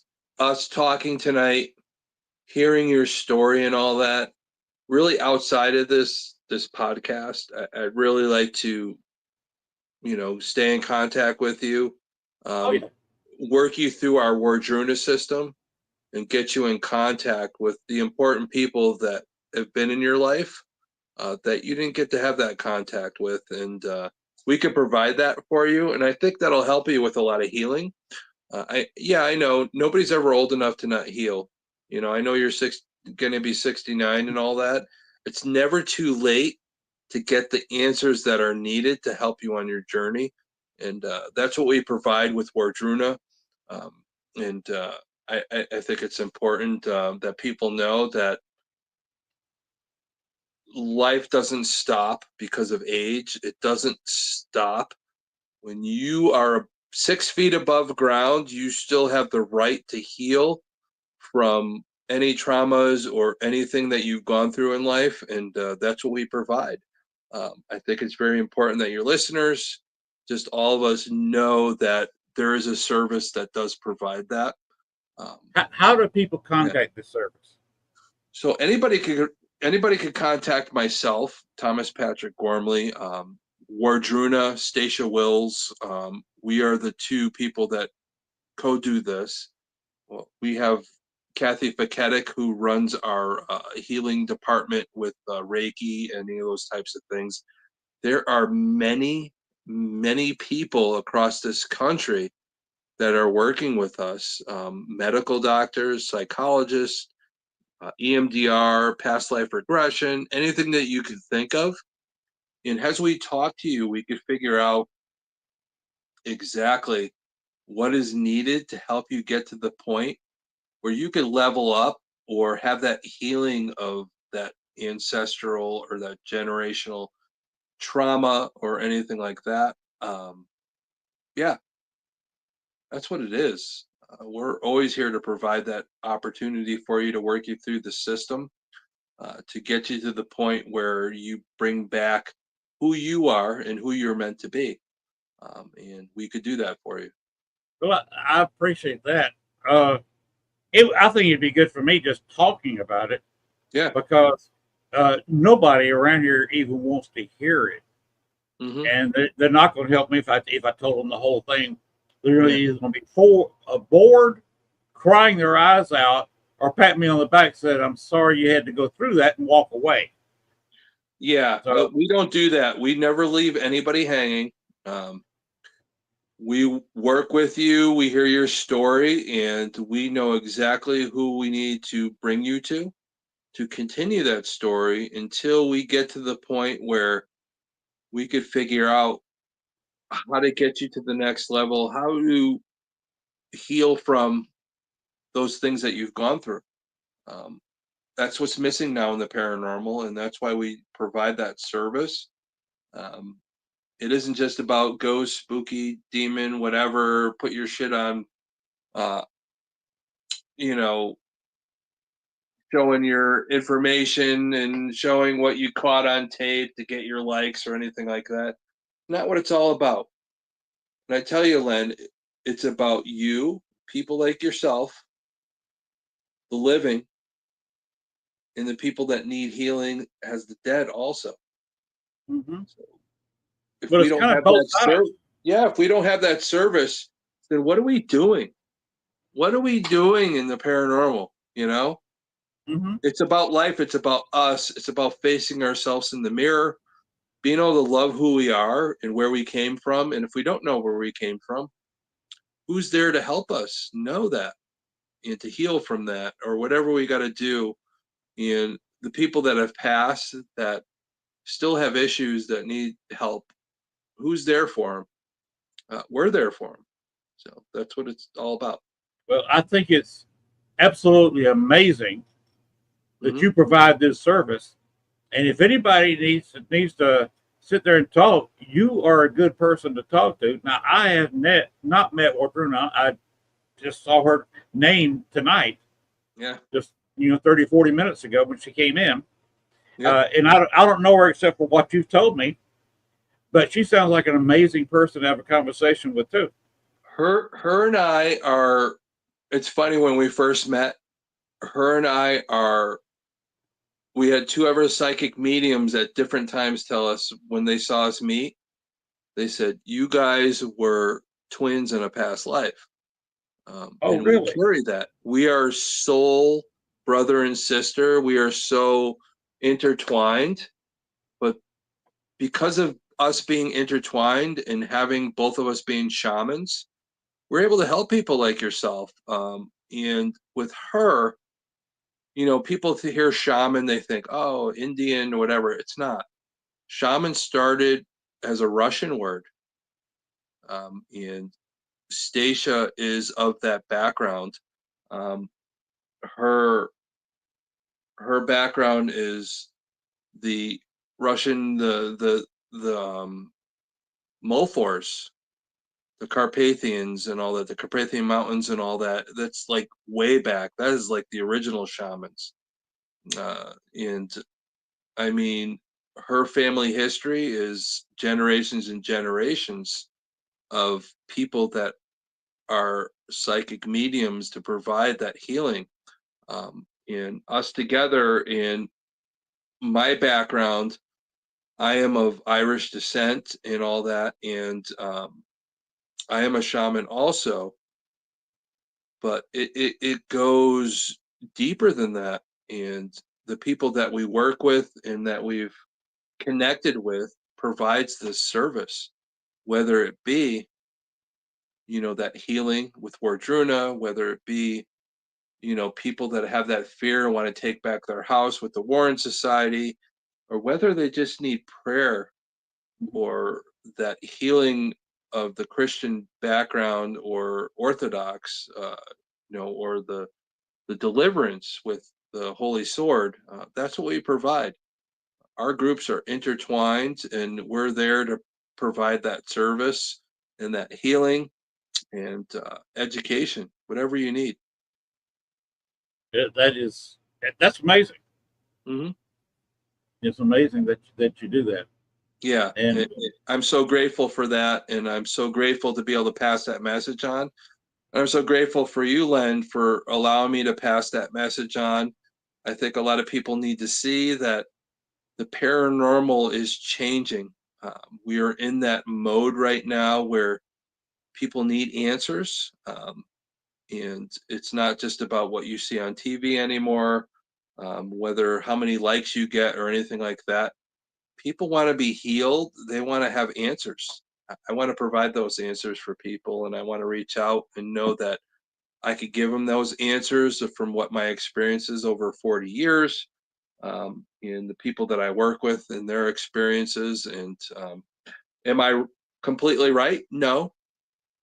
Do I know everything? No. But after all this time, again, I think I know a little bit. My friend Joe Frankie and I always say the same thing. After 40 years of doing this, do we know everything? No. But can we provide experience? Yes. So that's what it comes. And we're there for you. and people like me, appreciate you being here. Mm-hmm. I appreciate you talking about all this on the show. Yeah. I appreciate Lee and Gwen for providing this network and providing us, you and I, being able to share our experiences Exactly with other people. Yeah. So it's a team, and that's the way I look at it. Lee, Gwen, you, the other people who do podcasts on this network, we're a team. We got to look after each other, and we got to help as many people as possible. Exactly. So when we all work together in unison, a lot of people talk about para-unity, but I think with our network, it's different. It's not about para-unity. It's about loving your neighbor, loving your fellow man, loving the people that are providing that service. That's what it's all about. And there's no ego, there's no hatred, there's nothing like that. Really, again, I'll say this many times and I'll say it over and over again. All we're here is to provide healing for the living and the dead. That's it. That's all you have to do. Don't complicate it. Just be there for each other. That's all. Now, sometimes I go on a little bit different path. Mm-hmm. I try to do a lot of teaching. Well, yeah, you have to. Teaching a little bit of history. Like I have at Bachelor's Grove, talk who's buried here, wine, a little bit of their history, like Amelia. Yeah. She died of tuberculosis, Hmm. consumption, and her husband was having an affair with her behind her back almost time she got married Yeah. because it was an arranged marriage, and that's just history. That's just history of Bachelor's Grove. Uh, like when I investigated the Bonnie and Clyde Museum and the massacre site or Yeah. killing site, whatever you want to call it. Call it justice. I don't care what you call it. It happened.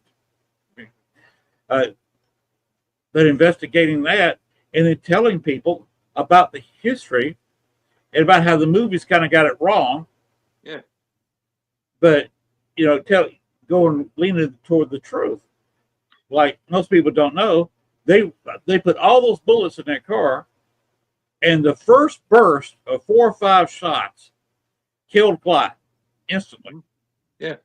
And they were fired by BAR, and you know what a BAR is. Yep. Those are powerful. Those things that got cartridges like this. Oh God, yeah, yeah. They don't go through a cinder block. Pretty much. They went through the steel, Model A, through Clyde, killing him instantly, and mortally wounding Bonnie. Went through her body and out the other side. Yeah. Went through 2 human bodies and at least 2 layers of steel. Yeah. And just went out into the woods. In that first burst, had he just fired those 4 shots, Bonnie would have been dead within a couple of minutes. Oh and God, she probably been totally unable to shoot back. And that's all they needed was that one burst. And they did not walk like Christian Bale did, walk out in front of the car and stand there for a few seconds and let Bonnie and Clyde reach down and grab a gun. Because Clyde was very fast with the gun. I mean, do you let Wyatt Earp come up and pull a gun on Wyatt Earp and then hesitate and let him pull a gun out of him? No. And you don't. Well, then again, I wouldn't want to mess with Doc Holliday either. So I think he was a little quicker than Wyatt Earp. But you know where he was born? The what? You know where he was born? Who? Doc Holliday. Yes. Same town as you're living in right now. No, he was born in Griffin, Georgia. Okay. About 100 miles from where I was born. And when he was still a toddler, he and his mother moved down to Valdosta, Georgia, which is south of Columbus. Yeah. And closer. But sometimes on Sundays, my parents would take us to Valdosta for lunch. Yeah. I mean, for dinner, is what we call it in the South, after church on Sunday. So I've actually walked a lot. I have some friends in Griffin too. They've got a gun store with a shooting range. It's a Doc Holliday gun store. Wow, that's cool. It's funny because I guess being in that Georgia area, but then near the end of his life, he died in Colorado. Yes, and there's some areas that are haunted. They think he's haunting some of the areas in Colorado. Yeah, mainly because he's not properly buried. Yeah. His grave marker was put there just to honor him. Just somebody could say, okay, well, let's put a flower, put a penny, whatever you want to do at his grave. But that's not his grave. It's just the marker. That's it. Because he died during the winter. Yeah. And in Colorado, during the winter, you can't take a pickaxe and penetrate a half inch under that hard frozen soil. No, they'll put you into some kind of time mausoleum, but some people would bury you in the basement before they had cement. There would be dirt down there. They bury you in the basement until everything would thaw. Then they're supposed to unbury you. And I had a case a few years back. There was this restaurant in the Simsbury area, the old, the OL Tavern. And the history behind it is this used to be a house. And back in the day, they had a cousin that moved into the house with them. And over the winter, he had passed away. And so they buried him in the basement. But there wasn't enough money when things thawed out to bury him. They left him in the basement. And to this day, if you ever go to the Old Well Tavern, which I've done an investigation there, that whole basement is cemented, except for this area where they think he was buried is all still dirt. So the cement's all around. There's this one little square area where they think this person was buried and still under the dirt. So it's pretty amazing. Yeah, it's quite a thing. And there's a lot of history with lore and all that in Connecticut, and especially that place, the Old Well Tavern, which is open. You know, you go get some beers, get some food, play some pool, and get to know that there's a dead body in the basement. Listen, cool. Great. Near the, so, pick up a woman and do some ghost hunting. Well, yeah, I when we did our investigation there, it was crazy because there were some upstairs rooms and we're having residual effects of people arguing up there over business from back in the day. You know, people wanting to move on and helping them move on. And I was around a pool table and something was tugging on my hair. And oh, yeah, it was quite an investigation. So that was one of the interesting ones that we had. You don't have a lot of hair to tug on, or were you wearing it longer? No, for the fact that it tugged on my hair was pretty amazing because I don't have a lot. So anytime something tugs on my hair, I think it really wants to get my attention. And really, I don't have a lot, but it's kind of long. I just have a long rat tail. I think if I had longer hair, it'd be a little sexier to grab my hair, I guess. But I have divided it down the middle and put it all out front. I look like a Viking or something. There you go. Yeah. But tonight I just tied it up because I was in such a hurry. All business in the front, party in the back for you there, Len, huh? Yeah, that's it. Yeah, that's what it's all about. But Doc Holliday did not get the kind of respect you were talking about. Yeah. They buried him in the snow. There was no, because he died in a hotel. He did not die in an asylum or a hospital. No, he was renting a hotel room and died in a hotel room. Yeah, because didn't have any friends. You know, he lived a few years with the consumption and all that, and it's finally what took him. Yeah, it was, and they just buried him in the snow. Yeah, so that's all they could do, and they forgot to go get him. Yeah. So when all that snow defrosted, basically you had an old dead body laying on the ground. Yeah. Or melted down to the body, and they're assuming that probably wolves got hold of the body and just tore it all to pieces. Yeah, that's the thing is there's certain historical figures that I think about, and I feel like I really want to go out to that area where he died and see if there's any healing I can provide, because those are one of those historical figures I feel that calls out and all that. You know, we always have those things that we're very attached to. We feel a calling in a bucket list to be able to go do that. But I don't know. Let me know when you do.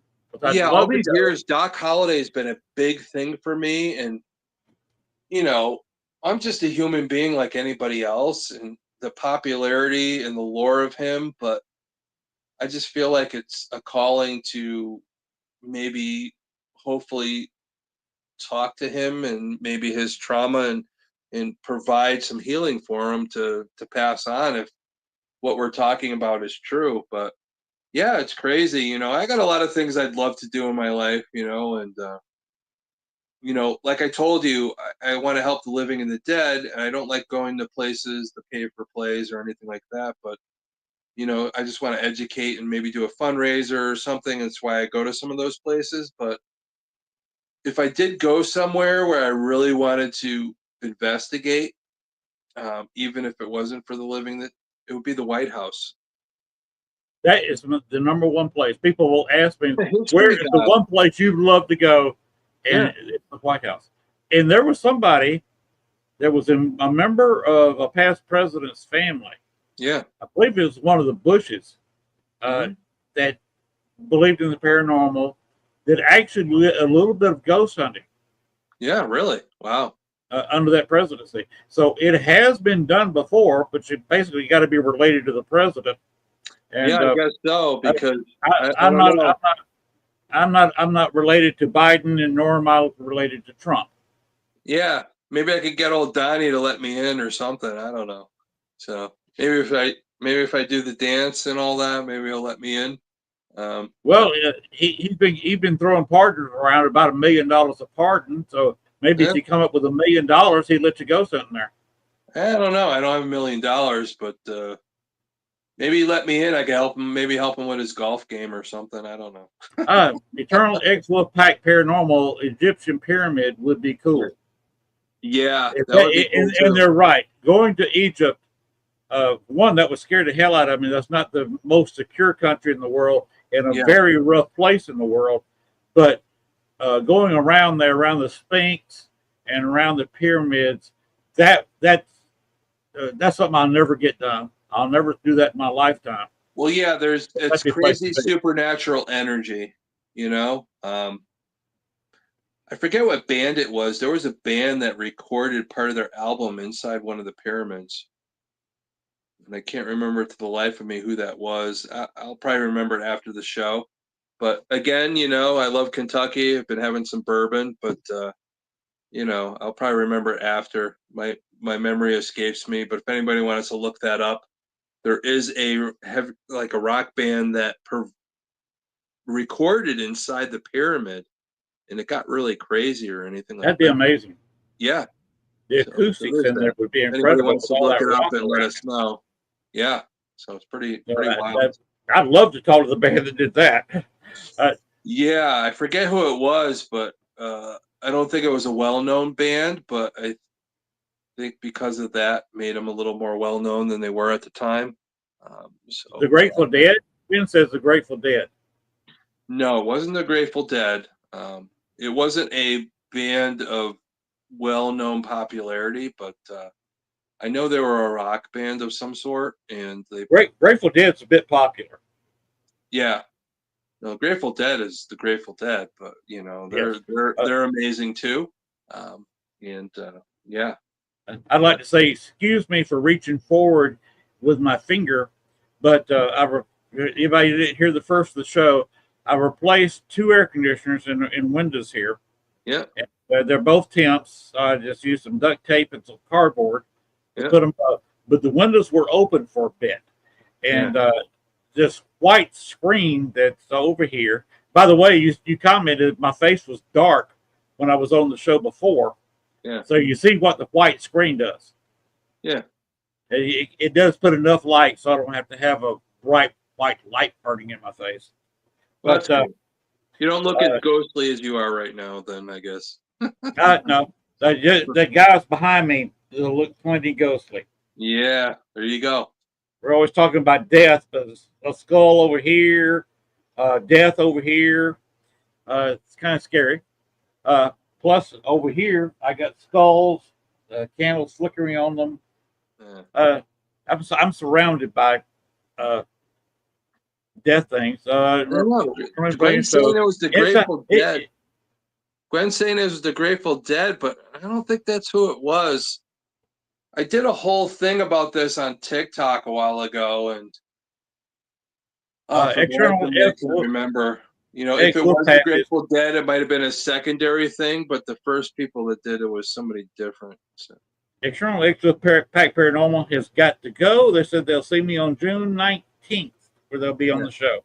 There you go. So we'll see y'all on the 19th of June. There you go. About 3 weeks from now. Gwen, she says she looked it up, so she is amazing looking stuff up. It could be another band that did that, but there was another one where they went in and some weird shit happened. They had like some alien like experiences or whatever they were talking about, and I know it wasn't the Grateful Dead because I would remember that. But Grateful Dead could have done it again. I don't know, but we'll figure it out. I don't know if I would trust anything the Grateful Dead said. Not that they're dishonest musicians, no. But you got to look at how much cocaine was consumed. Well, all the other shit that they did, some mushrooms, LSD, whatever the heck was going on in Asbury, whatever yeah. That all will make you see stuff. And I got bugs all over my computer. Yeah, just remember, don't eat the red licorice. By the way, can you do me a favor? Can you keep a secret from Gwen? Maybe, as long as she's not listening. But I said that my guest. By the way, I had a show last night. Did you hear about that? Yeah. With Bill Hauser. Okay. Another. If you've never heard of him, he's a very old school. Oh, she's laughing. Very old school ghost spirit box guy. Yeah. He is fantastic with that. We talked for about an hour after the show. Mm-hmm. And Gwen was there for a while, about 15, 20 minutes. She said, I got to go to bed. And he and I talked almost an hour after she left. Yeah. I had something proposed with a friend of mine in Chicago, and I don't know if he can do it. We wanted to do it last July, but we couldn't. He couldn't be there because he works at night. He's a tour guide in Chicago. What I need is to find somebody who's in Chicago that can go to the Biograph Theater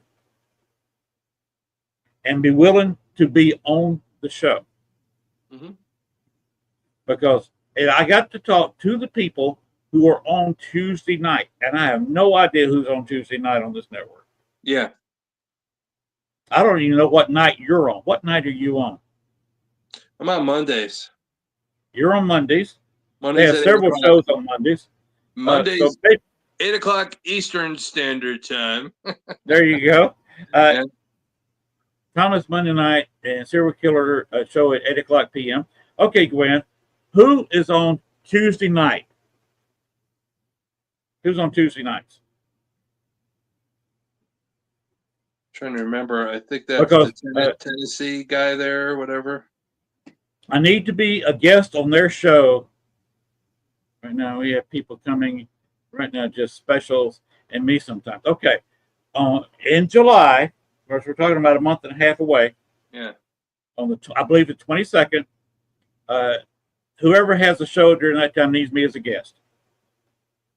Because what Bill and I are planning, he's going to be in Vancouver operating a spirit box that he uses. And he has a mental thing where he can hold the spirit box in his hand and get stuff. Yeah. I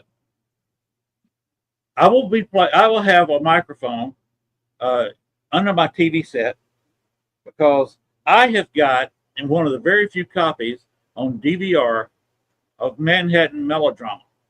Yeah. Do you know what Manhattan Melodrama is? Or why should I have a copy of it? I think I've heard something about that. Yeah. It was the movie that John Dillinger went to see. Mm-hmm. And what I need from Gwen is to run about a 3-hour show where I can play it softly. You got to watch copyright. I have no clue who owns the copyright to Manhattan Melodrama. It may be open. I don't know. Yeah. Because I have not been able to find, maybe Gwen can, who owns the copyright to it. So what we'd have to do is play it and turn the volume down so low you can't tell who it is or what it is. Yeah. But play that while the movies play, and at about 10:35, 10:38, need to have somebody standing in front of the Biograph and start walking toward the alley and be on the show, maybe holding their phone in their hand. And we start talking on the guest, to the guest, and on the ghost box. And at 10:40, that person needs to be standing in the alley where John Dillinger dropped dead. And the July 22nd is the anniversary of his death. Yeah, and that would probably be amazing. That would be amazing because you're potentially taking on that residual moment in time. The stone tape theory and all that. If it did residually stays there, and if you pick up on that anniversary, that could be something amazing. I do have friends out in Chicago that could provide that opportunity. that Hey, live in that's a area. free ghost hunt. It's an open alley. Yeah. And it's not like they got to sit there. Okay, we got to pay $40 a head to see this. No, Exactly. they're right there in the alley. Now there is traffic noise, but to have somebody there as a guest on the show, have Bill doing his amazing stuff with the spirit box, Yeah. trying to contact John Dillinger, and Yeah. if Gwen would appear, now you do know a little thing about that. That involves the lady in red, right? Mm-hmm. She was not wearing red. There were dozens of women in the Chicago area wearing red dresses, and there were several in that theater. Yeah. Confused the FBI. They didn't know what to say or do. They had all these women, some of them with other women, some of them kind of by themselves. They had had their kids, two of them, wearing red dresses. Very common thing in Chicago and during the summer. She was not wearing a red dress.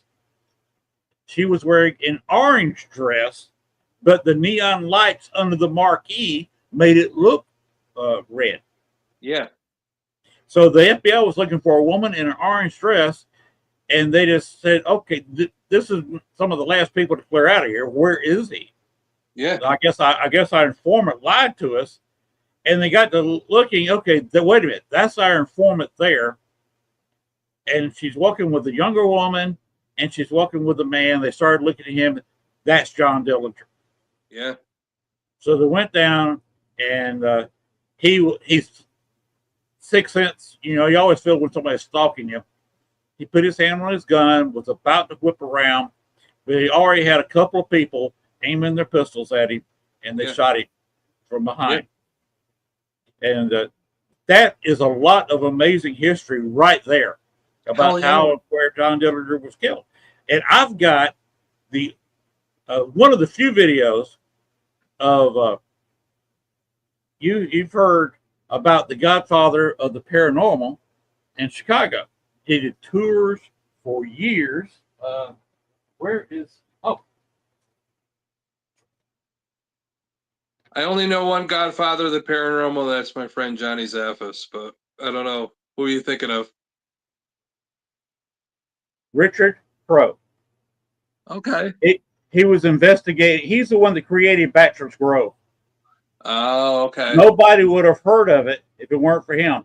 And you can't get in there at night, but he would go there and sitting on the highway with a camera and a broken radio, because that's about all they had for a spirit box back then. And trying to contact that wasn't like Frank's Sumption. That wasn't like the Frank's box there or anything like that. What you're talking about, or no? He got to intentionally break it so it scanned. Yeah. But he was the one that created that. Yeah. I got on video the last John Dillinger event he made. Wow. Before he died. He died the next June. So he was a month away from being able to do it again. But I've got the whole thing on video. And he put on a show. There was a bar across the street, met people in the bar. Yep. We walked out, got together. He had 3 bagpipe players. And the bagpipes fired up. The cops stopped the traffic on the road, so we could march across to the biograph. He talked a little bit about them being in the biograph, a little bit of history there. And then the bagpipes fired up, and we walked carefully, timing it, and got to the alley at 10:40, and that's where he got shot. And we poured a beer. Yep. We sang Amazing Grace, all 3 verses. And then we had a lady in red, lady in orange. Yeah. Contest by applause. Wow. And he has some prizes there for them. That showmanship. Yeah. I'd be very interested to see what the anniversary brings in that alley of any EVP or any phenomenon that might reenact that residually, or who knows, it could be their in person to be able to communicate and get some point across that he didn't get to when he was alive. And I've got a short video that I made inside the biograph. It's the only existing video that I've ever seen or heard of from inside the biograph. I knocked on the door and they let me in. Yeah. Never let a ghost hunter in with a camera. Don't do that. No. Yeah, you got that right. Maybe I have a puppy dog face. I don't know. They let me in, and I actually did shot video. They're in the lobby of the Biograph. That place got closed down with COVID and never reopened. Yeah. It Well, was they an probably let you in because you're a Chicago Bears guy. yeah. I did have a rep by that time. Yeah, there you go. Richard and I were in the Westerners together, so we studied a lot of Western history. There you And go. he was interesting. We sat there 2.5 hours. You can imagine your guy, you spend 2.5 hours at a bar, Yeah. having a few drinks, and sitting and talking with him, got to know each other. He was fascinated with me because I'm from Georgia. Yeah. And he was also a member of the Chicago Civil War Roundtable. And Gwen has said, we need to wrap it up. So Yeah. I was in the Westerner studying Western history with him. Yeah. I was also in the Civil War Roundtable studying Civil War history. Yeah. So I love studying, talking about history. And that's why I'd love to do this if Gwen would help me out. Of course, I'm going to end up putting gray hairs on her. Yeah. She's like, you guys got to get off. It's been over 2 hours. I love talking to you, Len. And I think we passed along a lot of information to everybody on the show tonight. I'd love to talk to you again very soon. But knowing Gwen, she's probably going to break our ankles if we don't get off the air. And, I'm just glad everybody joined us tonight. I'm glad I'm able to talk to you again after we talked before. Yeah. I appreciate you being around, and we can talk later about something to do with the John Dillinger event, because I'd love to have what your feelings are. And of course, I need to get Lee in there too, because she has some abilities, and both of y'all can tell what you're feeling. Yeah, Lee and I are very attached spiritually that way with when we first met and how we were able to create a moment with H.H. Holmes and all that. So that's another story in itself. But Oh boy. Any of these historical figures are very important. Yeah, we did I tell you about him? Yeah, I think you did at one time. I think when we were talking before, but yeah. I shot him. Yeah. On the other side. Yeah. I was doing remotely, and I shot him with a blazing green arrow. Yeah. And sent him to wherever he went. And as far as I know, he has not been around bothering anybody. He was bugging some friends of mine, so I got rid of him. Yeah. He's still trying to get his story out and all that, whether he's lying or not, but he's still trying to get it out. So who knows? Maybe he'll tell the truth sooner or later. All right. Well, you see what I want to do in July, and I think it'd be a lot of fun. Yeah. But one more time, what night are you on so people can watch you? I think Monday night serial killer show, 8:30. Yeah, Mondays at 8 o'clock. Check us out. It's on YouTube, Spotify, all those different channels. I think the one coming up, we're going to be talking about children that were serial killers. Oh, wow. A few subjects for next Monday. So that's a whole thing in itself, the psychology of that at such a young age. That's going to be an intense one. So make sure you join us on Serial Killers, Supernatural Murderers, and of course the All Access Network TV that we're all on right now with your event here that we're talking on. So yeah, it is amazing. And of course, join us at the Connecticut Paracon, www.paracon.org. Join us up there also, and we'd love to see you there, and we could chat about all the stuff we talk about in the paranormal and true crime. All right. It's been great having you, Thomas. I look forward to talking with you again sometime. Yeah. This has been fun. Anytime, Len. I'm glad we're cutting off because I really got to go to the bathroom right now. I've been sitting here drinking sweet tea and water for 2 hours. I'm drinking bourbon, buddy, so that's going right through me. So I'm drinking sweet tea. Yeah, I got to be up early. My wife's really struggling right now. She's got to get a colonoscopy. So, Oh boy. Oh boy. so she, yeah, I had one just a few months ago. Got to get up at 2:30 to finish up the rest of the stuff.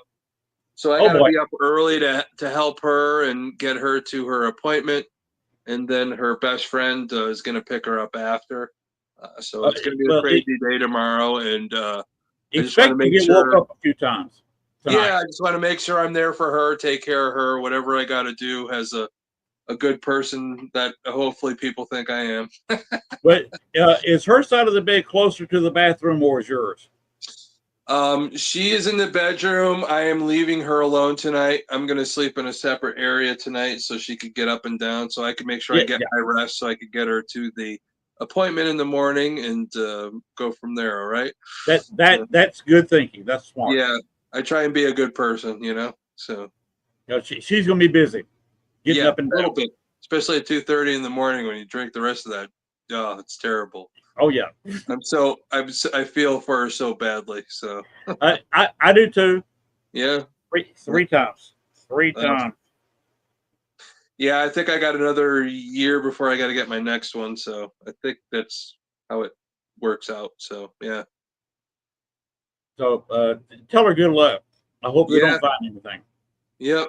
Always there. Got to support her through all that. And that's what you do. You got to support your family. So, yep. That's it. Yep. Through thick and thin. Yeah, exactly. So, All right. Let's go ahead and end this thing before Gwen kills us both. Yeah, she's going to break my ankles. And we're both doing podcasts in a wheelchair. Yeah, exactly. Well, hey, it works. So, all right, my friend. And I will cut off with you because I'm going to cut off with you because I got to go. You got to go. And I will talk to you again real soon, my friend. All right, you get on out of here, and maybe Gwen will come in here and take me out or something. I don't know. Yeah, she'll take you out real good. Yeah, there she is. Hopefully not permanently. Oh, she's look at her. She's brushing her hair back. She's ready to kick your butt. She needs to work on her intimidation skills. Well, that pretty face is not very intimidating. Oh, don't worry. She'll take you out. She'll take you out like an assassin. Mm-hmm. All right. I'm gonna charge off. I love you guys. Appreciate you. And I will talk to you all again soon. All right, my friends? All right. We'll see you next time. All right. See ya. All right. Gwen, your mic's not on. You're muted. There we go. Take us out. Yeah, let's go. Good night. And remember one more time, like, share, and subscribe. You're looking on Facebook, or just befriend me on Facebook, YouTube. And remember, the paranormal never sleeps. Good night, everybody.